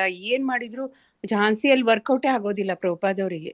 ಅದಕ್ಕೆ ಅವರು ಅಲ್ಲಿ ಫಾರಿನ್ಗೆ ಹೋಗ್ತಾರೆ ಮಾತಾಜಿ. ಇಲ್ಲಿ ಇಂಡಿಯಾದಲ್ಲಿ ಅವರಿಗೆ ಅಷ್ಟು ಸಪೋರ್ಟ್ ಸಿಗೋದಿಲ್ಲ. ಅವ್ರು ಬ್ಯಾಕ್ ಟು ಗಾಡೆಡ್ ಮ್ಯಾಗ್ಝಿನ್ ಎಲ್ಲ ಕಡೆ ಕೊಡಕ್ ಹೋಗ್ತಿರ್ತಾರೆ. ಒಂದಿನ ಎತ್ತು ಬಂದು ಅವರಿಗೆ ಗುದ್ದು ಬಿಡುತ್ತದೆ. ಆಮೇಲೆ ಅದ್ರಲ್ಲೂ ಮತ್ತೆ ಬಿಸಿಲಲ್ಲಿ ಬ್ಯಾಕ್ ಟು ಗಾಡೆಡ್ ಮ್ಯಾಗ್ಝಿನ್ ವಿತರಣೆ ಮಾಡುವಾಗ ಬಿಸಿಲಲ್ಲಿ ಬಿದ್ದು ಹೋಗ್ತಾರೆ ಅವರು. ಅಷ್ಟು ಬಿಸಿಲಿರ್ತದೆ. ಅವಾಗ ಒಬ್ರು ಯಾರೋ ಕರ್ಕೊಂಡು ಹೋಗ್ತಾರೆ ಅವರಿಗೆ. ಎಲ್ಲೋ ಒಂದ್ ರೂಮ್ ಸಿಕ್ತಿರ್ತದೆ, ಬಟ್ ಅವರಿಗೆ ಅದ್ರಕ್ಕಿಂತ ಹೆಚ್ಚಿಗೆ ಏನು ಮಾಡಕ್ ಆಗ್ತಿರಲ್ಲ ಮಾತಾಜಿ. ಅದೇ ಹಾ ಮಾತಾಜಿ, ಅಂದ್ರೆ ಅವರ ಗುರುಗಳ ಆಶೀರ್ವಾದ ಏನಿದೆ ಅದು ಅದು ತುಂಬಾ ಮುಖ್ಯ ಆಗುತ್ತೆ. ಗುರು ಏನ್ ಹೇಳಿರ್ತಾರೆ ಅದನ್ನ ನಾವು ಪ್ರಯತ್ನ ಪಡ್ಬೇಕು. ನಾವಾಗಿ ಬೇರೆ ಏನ್ ಪ್ರಯತ್ನ ಪಟ್ರು ಕೂಡ ಅದು ಅಷ್ಟು ಸಕ್ಸಸ್ಫುಲ್ ಆಗೋದಿಲ್ಲ ಅನ್ನೋ ರೀತಿಯಲ್ಲಿ. ಮತ್ತೆ ತುಂಬಾ ಪ್ರಯತ್ನ ಅವ್ರು ಇಲ್ಲೂ ಪಡ್ತಾರೆ. ಮತ್ತೆ ಎಲ್ಲಾ ಕಡೆನೂ ಅದೇ ಫಾರಿನ್ಗೆ ಹೋದಾಗ್ಲೂ ಅವ್ರು ಮಾಡ್ತಾರೆ. ಆದ್ರೆ ಅದಕ್ಕೂ ಮುಂಚೆ ಗೌಡಿಯ ಪರಂಪರೆಯಿಂದ ಹೋದವರು ಅನೇಕ ಜನ ಅಲ್ಲಿ ಇರ್ತಾರೆ ಪ್ರಚಾರ ಮಾಡೋದಕ್ಕೆ. ಭಕ್ತಿ ಸಿದ್ಧಾಂತ ಸರಸ್ವತಿ ಠಾಕೂರರ ಒಂದು ಶಿಷ್ಯಂದಿರು. ಆದ್ರೆ ಅವ್ರು ಯಾರು ಕೂಡ ಇವ್ರಿಗೆ ಯಾವುದೇ ರೀತಿ ಸಪೋರ್ಟ್ ಮಾಡೋದಿಲ್ಲ ಇವ್ರು ಹೋದಾಗ್ಲೂ ಕೂಡ. ಅದನ್ನೇ ಅವ್ರು ಹೇಳ್ತಾರೆ. ಅಲ್ಲಿ ಅವರು ಅಂದ್ರೆ ಇಲ್ಲಿ 70 ವರ್ಷ ಆದಂತಹ ವಯಸ್ಸಾಗಿದೆ, ವೃಂದಾವನದಲ್ಲಿದ್ದಾರೆ, ಈ ಒಂದು ಭಾಗವತಗಳನ್ನ ಪ್ರವಚನ ಮಾಡ್ತಾ ಇದ್ದಾರೆ. ಇಷ್ಟು ನಾವ್ಯಾರಾದ್ರೂ ಅಷ್ಟು ಮಾಡಿದಿದ್ರೆ ಇದೇ ಜಾಸ್ತಿ ಅಂತ ಹೇಳಿ ಅಲ್ಲಿಗೆ ನಿಲ್ಲಿಸಿರ್ತಾ ಇದ್ವಿ. ಆದ್ರೆ ಪ್ರಭುಪಾದ್ರು ಅಲ್ಲಿಗೆ ಅಷ್ಟೇ ಸಾಕು, ನನ್ಗೆ ಇದಕ್ಕಿಂತ ಇನ್ನೇನ್ ಬೇಕು, ನಾನು ಭಗವಂತನ ಧಾಮಕ್ಕೆ ಹೋದ್ರೆ ಸಾಕು ಅಂತ ಯೋಚನೆ ಮಾಡ್ಲಿಲ್ಲ. ಆತರ ಯೋಚನೆ ಮಾಡಿದಿದ್ರೆ ನಾವೆಲ್ಲರೂ ಕೂಡ ಇದರ ಲಾಭ ಯಾವತ್ತೂ ಕೂಡ ಕನಸಿನಲ್ಲೂ ಪಡೆಯೋದಕ್ಕೆ ಸಾಧ್ಯ ಆಗ್ತಾ ಇರ್ಲಿಲ್ಲ. ಅದನ್ನ ಎಲ್ಲರಿಗೂ ಕೊಡ್ಬೇಕು ಅನ್ನುವಂಥದ್ದು ನಿಜವಾದ ಸನ್ಯಾಸಿ. ಅಂದ್ರೆ ಜಗತ್ ಸಂಸಾರಿ ಅಂದ್ರೆ ಅವನ ಒಂದು ಸಂಸಾರ ಅನ್ನುವಂಥದ್ದು ಅವನ ಹೆಂಡತಿ ಮಕ್ಕಳು ಮಾತ್ರ ಅಲ್ಲ, ಅದರಿಂದ ಆಚೆ ಎಲ್ಲರೂ ಕೂಡ ನನ್ನ ಸಂಸಾರ, ಅಲ್ಲಿರುವಂತ ಪ್ರತಿಯೊಬ್ಬರನ್ನಿಗೂ ಕೂಡ ನಾನು ಒಳ್ಳೇದ್ ಮಾಡ್ಬೇಕು ಅನ್ನೋಂಥದ್ದೇ ನಿಜವಾದ ಸನ್ಯಾಸಿ ಅನ್ನೋದನ್ನ ಹೇಳ್ತಾರಲ್ಲ. ಹಾಗೆ ಪ್ರಭುಪಾದ್ರು ಎಲ್ಲರಿಗೂ ಸಿಗ್ಬೇಕು ಅಂತ ಹೇಳಿ, ಅಂದ್ರೆ ಎಂತಹ ಏನಂತ ಹೇಳ್ತೀವಿ, ಯಾರಿಗೆ ಸಾಧ್ಯನೇ ಇಲ್ಲ ಅಂತ ಹೇಳ್ತಾರೋ ಅಂತ ವ್ಯಕ್ತಿಗೂ ಕೂಡ ಇದು ಸಿಗ್ಬೇಕು ಅಂತ ಹೇಳಿ ಅವರು ಆ ಒಂದು ಪ್ರಯತ್ನ ಮಾಡ್ತಾರೆ. ಅದನ್ನ ಎಷ್ಟರ ಮಟ್ಟಿಗೆ ಮಾಡ್ತಾರೆ ಅಂತಂದ್ರೆ ಸಾಯುವ ಕೊನೆ ಉಸಿರಿನವರೆಗೂ ಮಾಡ್ತಾರೆ. ಅಂದ್ರೆ ಮಾತಾಜಿ, ಆತರ ಅವ್ರು ಮಾಡುವಾಗ ಮತ್ತೆ ಅಲ್ಲಿ ಫಾರಿನ್ ಇಂದ ವಾಪಸ್ ಬರೋವಾಗ ಇಲ್ಲಿರೋರೆಲ್ಲ ಆವಾಗ ಇವ್ರು ನಮ್ಮವರು ಫೇಮಸ್ ಆಗೋದ್ರು ಅಂತ ಹೇಳಿ ಹೋಗೋವಾಗ ಹೇಳ್ತಾರೆ, ಸನ್ಯಾಸಿ ಅದವನು ಸಮುದ್ರ ದಾಟಬಾರ್ದು, ದಾಟಿದ್ರೆ ಪತನ ಆಗ್ತಾನೆ ಅಂತ. ಆ ರೀತಿ ಎಲ್ಲ ಹೇಳ್ತಾರೆ, ನೀನು ಹೋಗ್ಬಾರ್ದು ಅಂತೆಲ್ಲ ತಡೀತಾರೆ. ಆದ್ರೆ ಅವ್ರು ಏನೂ ಲೆಕ್ಕಿಸೋದಿಲ್ಲ. ನನ್ ಗುರು ಹೇಳಿದ್ಮೇಲೆ ಆಯ್ತು, ಅದೇ ಅಷ್ಟೇ, ಅದೇ ವೇದವಾಕ್ಯ ಅಂತ ಹೇಳಿ ಹೋಗ್ತಾರೆ. ಆಮೇಲೆ ವಾಪಸ್ ಬರುವಾಗ ಇವ್ನು ನಮ್ಮವನು ಅಂತ ಹೇಳ್ಕೊಂಡಾಗ ಅವರ ಶಿಷ್ಯಂದಿರಿಗೆ ಕೋಪ ಬರುತ್ತೆ. ಅಂದ್ರೆ ಅವ್ರಿಗೆ ಗೊತ್ತಿರುತ್ತೆ ಅವರ ಗುರುಗಳು ಎಷ್ಟೆಲ್ಲ ಕಷ್ಟಪಟ್ಟರು ಪ್ರಭುಪಾದ್ರು ಅಲ್ಲಿ ಯಾರು ಇಲ್ದಿರ ಅವ್ರಿಗೆ ಯಾರು ಬೇಕಾದ್ರೂ ಸಹಾಯ ಮಾಡ್ಬೋದಾಗಿತ್ತು. ಅವರ ಗಾಡ್ ಬ್ರದರ್ಸ್ ಅಂತ ಹೇಳ್ತಾರೆ, ಅಂದ್ರೆ ದೀಕ್ಷೆ ಪಡೆದಂತಹ ಗುರುವಿನ ಬೇರೆ ಶಿಷ್ಯಂದಿರು ಅವ್ರಿಗೆ ಸಹಾಯ ಮಾಡ್ಬೋದಿತ್ತು. ಅವ್ರು ಯಾವ ರೀತಿ ಕೂಡ ಸಹಾಯ ಮಾಡ್ಲಿಲ್ಲ ಅಂತೇಳಿ ಅವ್ರು ಮತ್ತೆ ನಮ್ಮವರು ಅಂತ ಹೇಳ್ಕೊಂಡು ಬಂದಾಗ ಇವ್ರು ಅವರನ್ನ ನಿರ್ಲಕ್ಷಿಸ್ತಾರೆ ಅವರ ಶಿಷ್ಯಂದಿರು. ಅದಕ್ಕೆ ಕೊನೆಯಲ್ಲಿ ಪ್ರಭುಪಾದ್ರು ಹೋಗಿ ಕ್ಷಮೆ ಕೇಳ್ತಾರೆ, ತಪ್ಪಾಯ್ತು ಅಂತ ಹೇಳ್ತಾರೆ. ನನ್ನ ಶಿಷ್ಯಂದಿರು ಮಾಡಿದ್ರೆ ತಪ್ಪು, ನಾನು ಆ ರೀತಿ ಅಂದ್ರೆ ಅವ್ರು ಮಾಡಿದ ತಪ್ಪಿಗೆ ಕ್ಷಮೆ ಕೇಳ್ತೀನಿ, ನನ್ನಿಂದ ಅವ್ರು ಆ ತರ ಮಾಡಿದ್ದಾರೆ ಅಂತ ಹೇಳಿ ಅವ್ರು ಕ್ಷಮೆ ಕೇಳ್ತಾರೆ. ಆಮೇಲೆ ಭಕ್ತಿ ಸಿದ್ಧಾಂತ ಸರಸ್ವತಿ ಠಾಕೂರ್ ಅವರು ಅವರು ಒಂದ್ಸಲ ಅವ್ರದ್ದು ಬಾಂಬೆದು ಸೆಂಟರ್ಗೆ ಪ್ರಭುಪಾದ್ ಅವರಿಗೆ ಇದು ಹೆಡ್ ಮಾಡುವ ಅಂತ ಅವ್ರ ಶಿಷ್ಯರು ಕೇಳಿದಾಗ ಅವ್ರು ಹೇಳ್ತಾರೆ, ಬೇಡ ಅವ್ನ್ ತನಗೇನ ಮಾಡ್ತಾನೆ, ನೀವು ಅವನಿಗೆ ಇದ್ರಲ್ಲಿ ತರಬೇಡ್ರಿ ಅಂತ. ಆಮೇಲೆ ಅವ್ರು ಹೇಳ್ತಾರೆ ಇದೆಲ್ಲ ಭಸ್ಮ ಆಗೋಗುತ್ತೆ. ಈಗ ಹೇಳ್ತಾರೆ ಭಕ್ತಿ ಸಿದ್ಧಾಂತ ಸರಸ್ವತಿ ಠಾಕೂರ್ ಅವ್ರು ತೀರ್ಕೊಂಡ್ಮೇಲೆ ಅವ್ರದ್ದೆಲ್ಲ ಶಿಷ್ಯರು ಒಬ್ರಿಗೊಬ್ರಿಗೂ ಜಾಗದ ಸಲುವಾಗಿ ಇದನ್ ಮಾಡ್ಕೊಂಡು ಪೂರಾ ಇದಾಗ್ತಾರೆ. ಆದ್ರೆ ಪ್ರಭುಪಾದ್ ಅವ್ರು ಅದೆಲ್ಲದ್ರಿಂದ ಹೊರಗಡೆ ಇರ್ತಾರಲ್ಲ ಮಾತಾಜಿ, ಅವ್ರು ಮಾತ್ರ ಗುರುಗಳದ ಆಜ್ಞೆಯನ್ನ ಸರಿಯಾಗಿ ಪಾಲನೆ ಮಾಡ್ಕೊಂಡು ಹೋಗ್ತಾರೆ ಮಾತಾಜಿ. ಅಂದ್ರೆ ಅವರು ಎಷ್ಟು ಸತಿ ಮಾತಾಜಿ ಅವ್ರ ಗುರುಗಳನ್ನ ಸಂಧಿಸಿರ್ತಾರೆ? 2 ಬಾರಿನ ಏನೋ ಅನ್ಸುತ್ತೆ, 2 ಸಲನಾ ಇಲ್ಲ 3 ಸಲನ ಗೊತ್ತಿಲ್ಲ. ತುಂಬಾ ಕಡಿಮೆ ಸಲ ಅವ್ರ ಗುರುವನ್ನ ಭೇಟಿ ಮಾಡಿರೋದು. ಆದ್ರೆ ಅವರ ಏನಂತ ಹೇಳ್ತಾರೆ ಅಂದ್ರೆ ಆ ವಪು ಸೇವೆ ಮತ್ತೆ ಆ ಏನಂತ ಹೇಳ್ತಾರೆ, ವಪು ಸೇವೆ ವಾಕ್ ಸೇವೆ ಅಲ್ಲ ಅಲ್ಲ ಮತ್ತೆ ಏನ್ ಸೇವೆ ಅಂತಾರೆ ಮಾತಾಜಿ? ಪ್ರೆಸೆನ್ಸ್ ಅಲ್ಲಿ ಅವ್ರ ಗುರುಗಳನ್ನ ಆ ಅವರದ ಫಿಸಿಕಲ್ ಆಗಿ ಅವ್ರಿಗೆ ಸೇವೆ ಮಾಡುವಂಥದ್ದು, ಇನ್ನೊಂದು ಅವ್ರ ಮಾತುಗಳನ್ನ ಗಂಭೀರವಾಗಿ ತಗೊಂಡು ಅದನ್ನ ಜೀವನದಲ್ಲಿ ಅಳವಡಿಸ್ಕೊಳ್ಳುವಂಥದ್ದು. ಅಂದ್ರೆ ಎಲ್ಲರಿಗೂ ಕೂಡ ಫಿಸಿಕಲ್ ಆಗಿ ಗುರುವಿನ ಸೇವೆ ಮಾಡೋ ಅವಕಾಶ ಸಿಗೋದಿಲ್ಲ. ಆದ್ರೆ ಅದಕ್ಕಿಂತ ಹೆಚ್ಚು ಪರಿಣಾಮಕಾರಿ ಅಂತಂದ್ರೆ ಅವರ ಹೇಳಿದ ಮಾತನ್ನ ಗಂಭೀರವಾಗಿ ತಗೊಳ್ಳುವಂಥದ್ದು. ಅಂದ್ರೆ ಅವರ ಶಿಷ್ಯಂದಿರು ಆ ಮಠದಲ್ಲಿದ್ದಾಗ ಎಲ್ಲರೂ ಕೂಡ ಗುರುವಿನ ಸಂಪರ್ಕದಲ್ಲಿದ್ರು, ಅವರ ಸೇವೆ ಮಾಡಿದ್ರು. ಆದ್ರೂ ಕೂಡ ಅವ್ರು ಹೇಳ್ತಾರೆ ಇವರು ಗೃಹಸ್ಥರಾಗಿದ್ರು ಪ್ರಭುಪಾದ್ರು. ಆ ಗೃಹಸ್ಥರಾಗಿದ್ದರಿಂದ ಅವ್ರು ದೂರ ಇದ್ರು, ಆದ್ರೂ ಕೂಡ ಈ ಎಲ್ಲ ಉಳಿದ ಶಿಷ್ಯರಿಗಿಂತ ಅವರು ಸಕ್ಸಸ್ಫುಲ್ ಆಗ್ತಾರೆ. ಅಂದ್ರೆ ಇವ್ರು ಯಾಕೆ ಸಕ್ಸಸ್ಫುಲ್ ಆಗ್ಲಿಲ್ಲ ಅಂತಂದ್ರೆ ಇವರು ತಾವೇ ಕಿತ್ತಾಡ್ಕೋತಾರೆ. ನನಗೆ ಇದು ಬೇಕು, ನನಗೆ ಅದು ಬೇಕು, ನನಗೆ ಭಕ್ತಿ ಸಿದ್ಧಾಂತ ಸರಸ್ವತಿ ಠಾಕೂರ್ ಅವರು ಹೋದ್ಮೇಲೆ ಅವ್ರು ಇರುವಾಗ್ಲೇ ಶುರು ಮಾಡ್ಕೋತಾರೆ, ಅವರ ಸ್ಥಾನ ಹಿಡಿಯೋದಕ್ಕೆ ಪ್ರಯತ್ನ ಮಾಡ್ತಾರೆ. ಅದರಿಂದ ಎಲ್ಲರೂ ಕೂಡ ಪತನ ಆಗ್ತಾರೆ ಅವರು. ಅದಕ್ಕಾಗಿ ಪ್ರಭುಪಾದ್ರು ಇಲ್ಲಿ ಇಸ್ಕಾನ್ ಅಲ್ಲೂ ಅದಾಗಬಾರ್ದು ಅಂತ ಹೇಳಿನೇ ಗವರ್ನಿಂಗ್ ಬಾಡಿ ಆಫ್ ಇದ್ ಮಾಡ್ತಾರೆ. ಅಂದ್ರೆ ಅವರೊಂದು ಕಮಿಟಿ ಮಾಡ್ತಾನೆ. ಕಮಿಟಿ ಮಾಡ್ಬಿಟ್ಟು ಅಲ್ಲಿ ಯಾರು ದೀಕ್ಷಾ ಗುರು ಆಗ್ಬೇಕು, ಯಾರು ಶಿಕ್ಷಾ ಗುರು, ಎಲ್ಲವನ್ನು ಕೂಡ ಡೀಟೇಲ್ ಆಗಿ ಅವರು ರೈಟಿಂಗ್ಸ್ ಅಲ್ಲಿ ಮಾಡಿ ಅದಕ್ಕೊಂದು ಅಸೋಸಿಯೇಷನ್ ಮಾಡಿ ಎಲ್ಲ ಮಾಡಿ ಅದನ್ನ ಅವರು ಯಾವ ರೀತಿ ಮುಂದುವರಿಸ್ಕೊಂಡು ಹೋಗ್ಬೇಕು, ನಾನು ಇಲ್ಲಾಂದ್ರೂ ಕೂಡ ಇದು ಮುಂದುವರಿಬೇಕು ಅಂತ ಹೇಳಿ ಅವರು ತುಂಬಾ ಪ್ಲಾನ್ ಮಾಡ್ತಾರೆ.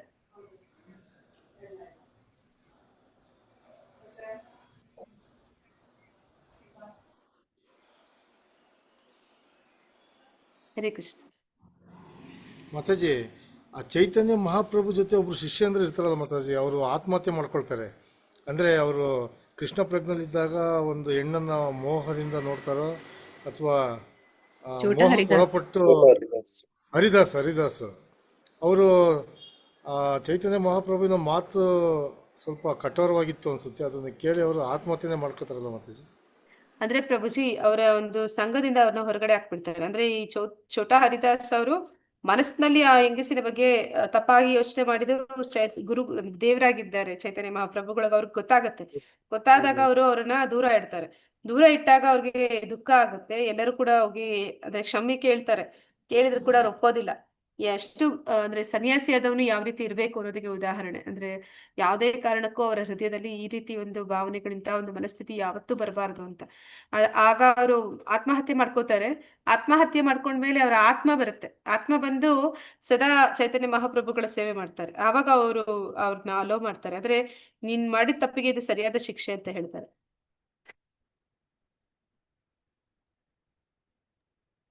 ಛೋಟಾ ಹರಿದಾಸ್ ಅವ್ರು ಹಾಡ್ತಾ ಇರ್ತಾರೆ ಮಾತಾಜಿ. ಚೈತನ್ಯ ಮಹಾಪ್ರಭು ಅವರು ಮಾಡಿದಾಗ ಮ್ಯೂಸಿಕ್ ಹಾಡ್ತಾ ಇರ್ತಾರೆ ಅವ್ರ ಸಲುವಾಗಿ ಅವರು ಮಾತಾಜಿ. ಹಾ ಮಾತಾಜಿ.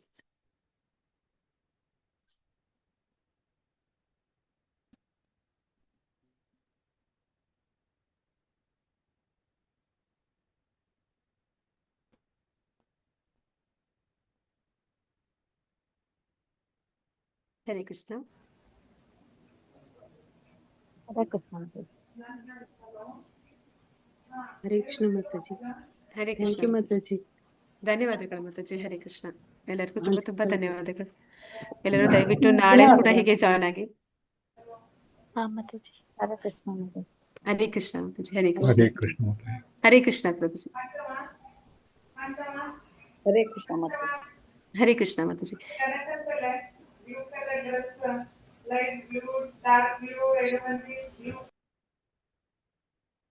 ಹರೇ ಕೃಷ್ಣ ಮಾತಾಜಿ. ಹರೇ ಕೃಷ್ಣ ಮಾತಾಜಿ. ಹರೇ ಕೃಷ್ಣ. ಹರೇ ಕೃಷ್ಣ ಮಾತಾಜಿ. ಧನ್ಯವಾದಗಳು ಮಾತಾಜಿ. ಹರೇ ಕೃಷ್ಣ ಪ್ರಭುಜಿ. ಹರೇ ಕೃಷ್ಣ. ಮಾತಾಜಿ ಒಂದೇ ಒಂದು ಪ್ರಶ್ನೆ ಇತ್ತು. ಹರೇ ಕೃಷ್ಣ ಮಾತಾಜಿ. ಧನ್ಯವಾದಗಳು. ಹೇಳಿ ಮಾತಾಜಿ. ಮಾತಾಜಿ ಈಗ ನಾವು ದೀಕ್ಷೆ ತಗೋಬೇಕು ಅಂದ್ರೆ ಏನೇನ್ ಪ್ರಿಪೇರ್ ಆಗ್ಬೇಕು ಮಾತಾಜಿ? ದೀಕ್ಷೆ ತಗೋಬೇಕು ಅಂತಂದ್ರೆ ಮಾತಾಜಿ ನೀವು ಹರಿನಾಮ ದೀಕ್ಷೆ ತಗೋಬೇಕು ಫಸ್ಟ್. ಆಮೇಲೆ ಶೆಲ್ಟರ್ ಕೊಡ್ತಾರೆ. ಆದ್ರೆ ಹರಿನಾಮ ದೀಕ್ಷೆ ಆಗಿ 1 ವರ್ಷಕ್ಕೆ ಅನ್ಸುತ್ತೆ, ಇಲ್ಲ 6 ತಿಂಗಳಿಗೆ ಗೊತ್ತಿಲ್ಲ. ಮತ್ತೆ ಕನಿಷ್ಠ ಪಕ್ಷ 6 ತಿಂಗಳು ನೀವು ಪರಿಣಾಮ ದೀಕ್ಷೆ ಅಂದ್ರೆ ಅದೇ 16 ರೌಂಡ್ ಜಪ ಮಾಡ್ತೀವಲ್ಲ ಅದ ಮಾತಾಜಿ? ಹರಿನಾಮ ದೀಕ್ಷೆ ಅಂದ್ರೆ ಮಾತಾಜಿ ನೀವು 16 ರೌಂಡ್ ಅಲ್ಲ ಮಾತಾಜಿ, ಅದಕ್ಕೆ ಕನಿಷ್ಠ ಪಕ್ಷ 4 ರೌಂಡ್ ಅನ್ಸುತ್ತೆ. 4 ರೌಂಡ್ ಮಾಡಿದ್ರೇನೆ ಹರಿನಾಮ ದೀಕ್ಷೆ ಕೊಡ್ತಾರೆ. ಮತ್ತೆ 8 ರೌಂಡ್ ಮಾಡಿದಾಗ ನಿಮ್ಗೆ ಅದು 3ನೇ ಲೆವೆಲ್ ಅಲ್ಲಿ ನೀವು ಕನಿಷ್ಠ ಪಕ್ಷ 8 ರೌಂಡ್ ಮಾಡ್ಬೇಕು. ಅದ್ ಮಾಡಿದಾಗ ನಿಮ್ಗೆ ಶೆಲ್ಟರ್ ಅಂತ ಕೊಡ್ತಾರೆ. ಅದು ಶೆಲ್ಟರ್ ಆಗಿ 6 ತಿಂಗಳಾದ್ಮೇಲೆ ನಿಮ್ಗೆ 16 ಸುತ್ತು ಆಮೇಲೆ ನೀವು ಪ್ರಾರಂಭ ಮಾಡ್ಬೇಕು. ಆಮೇಲೆ ಭಗವದ್ಗೀತೆ ಮತ್ತೆ ಈ ಒಂದು ಭಕ್ತಿ ರಸಾಮೃತ ಸಿಂಧು ಈ ಪುಸ್ತಕಗಳೆಲ್ಲ ನೀವು ಓದಿ ಮುಗಿಸಿರ್ಬೇಕು. ಮತ್ತೆ ಕೃಷ್ಣ ಪುಸ್ತಕ ಅಂತ ಬರುತ್ತೆ, ದೇವೋತ್ತಮ ಪರಮಪುರುಷ, ಅದನ್ನ ಓದಿರ್ಬೇಕು. ನಂತರ ಭಾಗವತದ 1ನೇ ಸ್ಕಂದ ನೀವು ಓದಿರ್ಬೇಕು. ಮತ್ತೆ ನಿಮ್ಗೆ ಮಂಗಳಾರತಿ ನೀವು ಅಟೆಂಡ್ ಮಾಡ್ತಾ ಇರ್ಬೇಕು. ಸಂಸಾರ ದಾವಾನಲ ಗುರುವಾಷ್ಟಕ ಅದನ್ನೆಲ್ಲ ಹೇಳೋದಕ್ಕೆ ನಿಮ್ಗೆ ಬರ್ಬೇಕು. ಏನಂತ ಹೇಳ್ತಾರೆ, ಶಿಷ್ಟಾಷ್ಟಕ ಕೂಡ ಹೇಳ್ಬೇಕು. ತುಳಸಿ ಆರತಿ, ನರಸಿಂಹ ಆರತಿ ಇದೆಲ್ಲ ನೀವು ಕಲ್ತಿರ್ಬೇಕು. ಇದೆಲ್ಲ ಮಾಡ್ತಾ ಇರ್ಬೇಕು. ಮತ್ತೆ ನೀವು 4 ನಿಯಂತ್ರಕ ತತ್ವಗಳನ್ನ ಗಂಭೀರವಾಗಿ ಪಾಲನೆ ಮಾಡ್ಬೇಕು. ಮತ್ತೆ ಭಗವಂತನ ಪ್ರಸಾದವನ್ನು ಮಾತ್ರ ಸ್ವೀಕಾರ ಮಾಡ್ತೀನಿ ಅಂತ ಅಂದ್ರೆ, ಈಗ ಹೇಳಿದ್ರು ದೀಕ್ಷೆ ತಗೋತಾರೆ ಅಂತಂದ್ರೆ ಅವರು ತಪಸ್ ಮಾಡೋದಕ್ಕೆ ಸಿದ್ಧರಾಗ್ಬೇಕು ಅಂತ. ನಾವು ಹೊರಗಡೆ ಏನು ಊಟ ಮಾಡೋದಿಲ್ಲ, ಭಗವಂತನ ಪ್ರಸಾದವನ್ನೇ ಸ್ವೀಕಾರ ಮಾಡ್ತೀನಿ ಅಂತ ನೀವೇನು ನಿರ್ಧಾರ ಹೊರಗಡೆ ಮಾಡ್ಬೇಕು. ಏನು ತಿಂತಲ್ಲ ಮಾತಾಜಿ? ಎಲ್ಲ ಮನೇಲಿ ನೀವು ಮಾಡಿದ್ರು ಕೂಡ ಮನೇಲಿ ನೀವು ಭಗವಂತಂದು ಅರ್ಪಣೆ ಮಾಡಕ್ ತಿಂತಿದೀವಿ ಮಾತಾಜಿ. ಪ್ರಸಾದವನ್ನೇ ತಿನ್ಬೇಕು. ಮತ್ತೆ ಹರೇ ಕೃಷ್ಣ ಮಹಾಮಂತ್ರವನ್ನ ತಪ್ಪದೆ 16 ಸುತ್ತು ಪ್ರತಿದಿನ ಜಪ ಮಾಡಬೇಕು. ಇದೆಲ್ಲ ಮಾಡ್ತಿದೀನಿ. ಇದೆಲ್ಲ ಮಾಡ್ತಿದ್ರೆ ನೀವು ಅಪ್ಲೈ ಮಾಡ್ಬೋದು ಮಾತಾಜಿ. ಮೊದ್ಲು ನೀವು ಹರಿನಾಮ ದೀಕ್ಷೆ ತಗೊಳ್ಳಿ ಮಾತಾಜಿ, ಬೇಗ ತಗೊಳ್ಳಿ, ಆದಷ್ಟು ಬೇಗ ತಗೊಳ್ಳಿ. ಆಮೇಲೆ ಶೆಲ್ಟರ್ ತಗೊಳ್ಳಿ. ಅದೆಲ್ಲ ಆಗೋಷ್ಟ್ರಲ್ಲಿ 1 ವರ್ಷ ಆಗೋಗುತ್ತೆ. ಅಷ್ಟರಲ್ಲಿ ನಿಮ್ಗೆ ಅಸೈನ್ಮೆಂಟ್ಸ್ ಎಲ್ಲ ಕೊಡ್ತಾರೆ. ಅದಕ್ಕೊಂದು ಇನಿಸಿಯೇಷನ್ ಕ್ಲಾಸ್ ಅಂತ ಕೂಡ ಇರುತ್ತೆ. ಅದನ್ನು ನೀವು ಕ್ಲಾಸಲ್ಲಿ ಸರ್ಟಿಫಿಕೇಟ್ ತಗೊಂಡಿರ್ಬೇಕು. ಮತ್ತೆ ನೀವು ಯಾವ್ದಾದ್ರು ಅಂದ್ರೆ ಯಾವ ದೇವಸ್ಥಾನಕ್ಕೆ ಬಿಲಾಂಗ್ ಆಗ್ತೀರಾ ಆ ದೇವಸ್ಥಾನದಿಂದ ನಿಮ್ಗೆ ಏನಂತ ಹೇಳ್ತಾರೆ, ನೋ ಅಬ್ಜೆಕ್ಷನ್ ಏನೋ ಒಂದು ಲೆಟರ್ ಕೊಡ್ತಾರೆ. ಅದು ಕೂಡ ನೀವು ತಗೊಂಡಿರ್ಬೇಕು. ಇದೆಲ್ಲ ಪ್ರಿಪೇರ್ ಆಗಿರ್ಬೇಕು ಮಾತಾಜಿ. ಆಮೇಲೆ ನಿಮ್ಗೆ ದೀಕ್ಷೆ ಕೊಡ್ತಾರೆ. ಸರಿ ಮಾತಾಜಿ. ಧನ್ಯವಾದಗಳು. ಧನ್ಯವಾದಗಳು ಮಾತಾಜಿ. ಹರೇ ಕೃಷ್ಣ. ಧನ್ಯವಾದಗಳು ಮಾತಾಜಿ. ಹರೇ ಕೃಷ್ಣ ಮಾತಾಜಿ. ಹರೇ ಕೃಷ್ಣ. Thank you Mataji.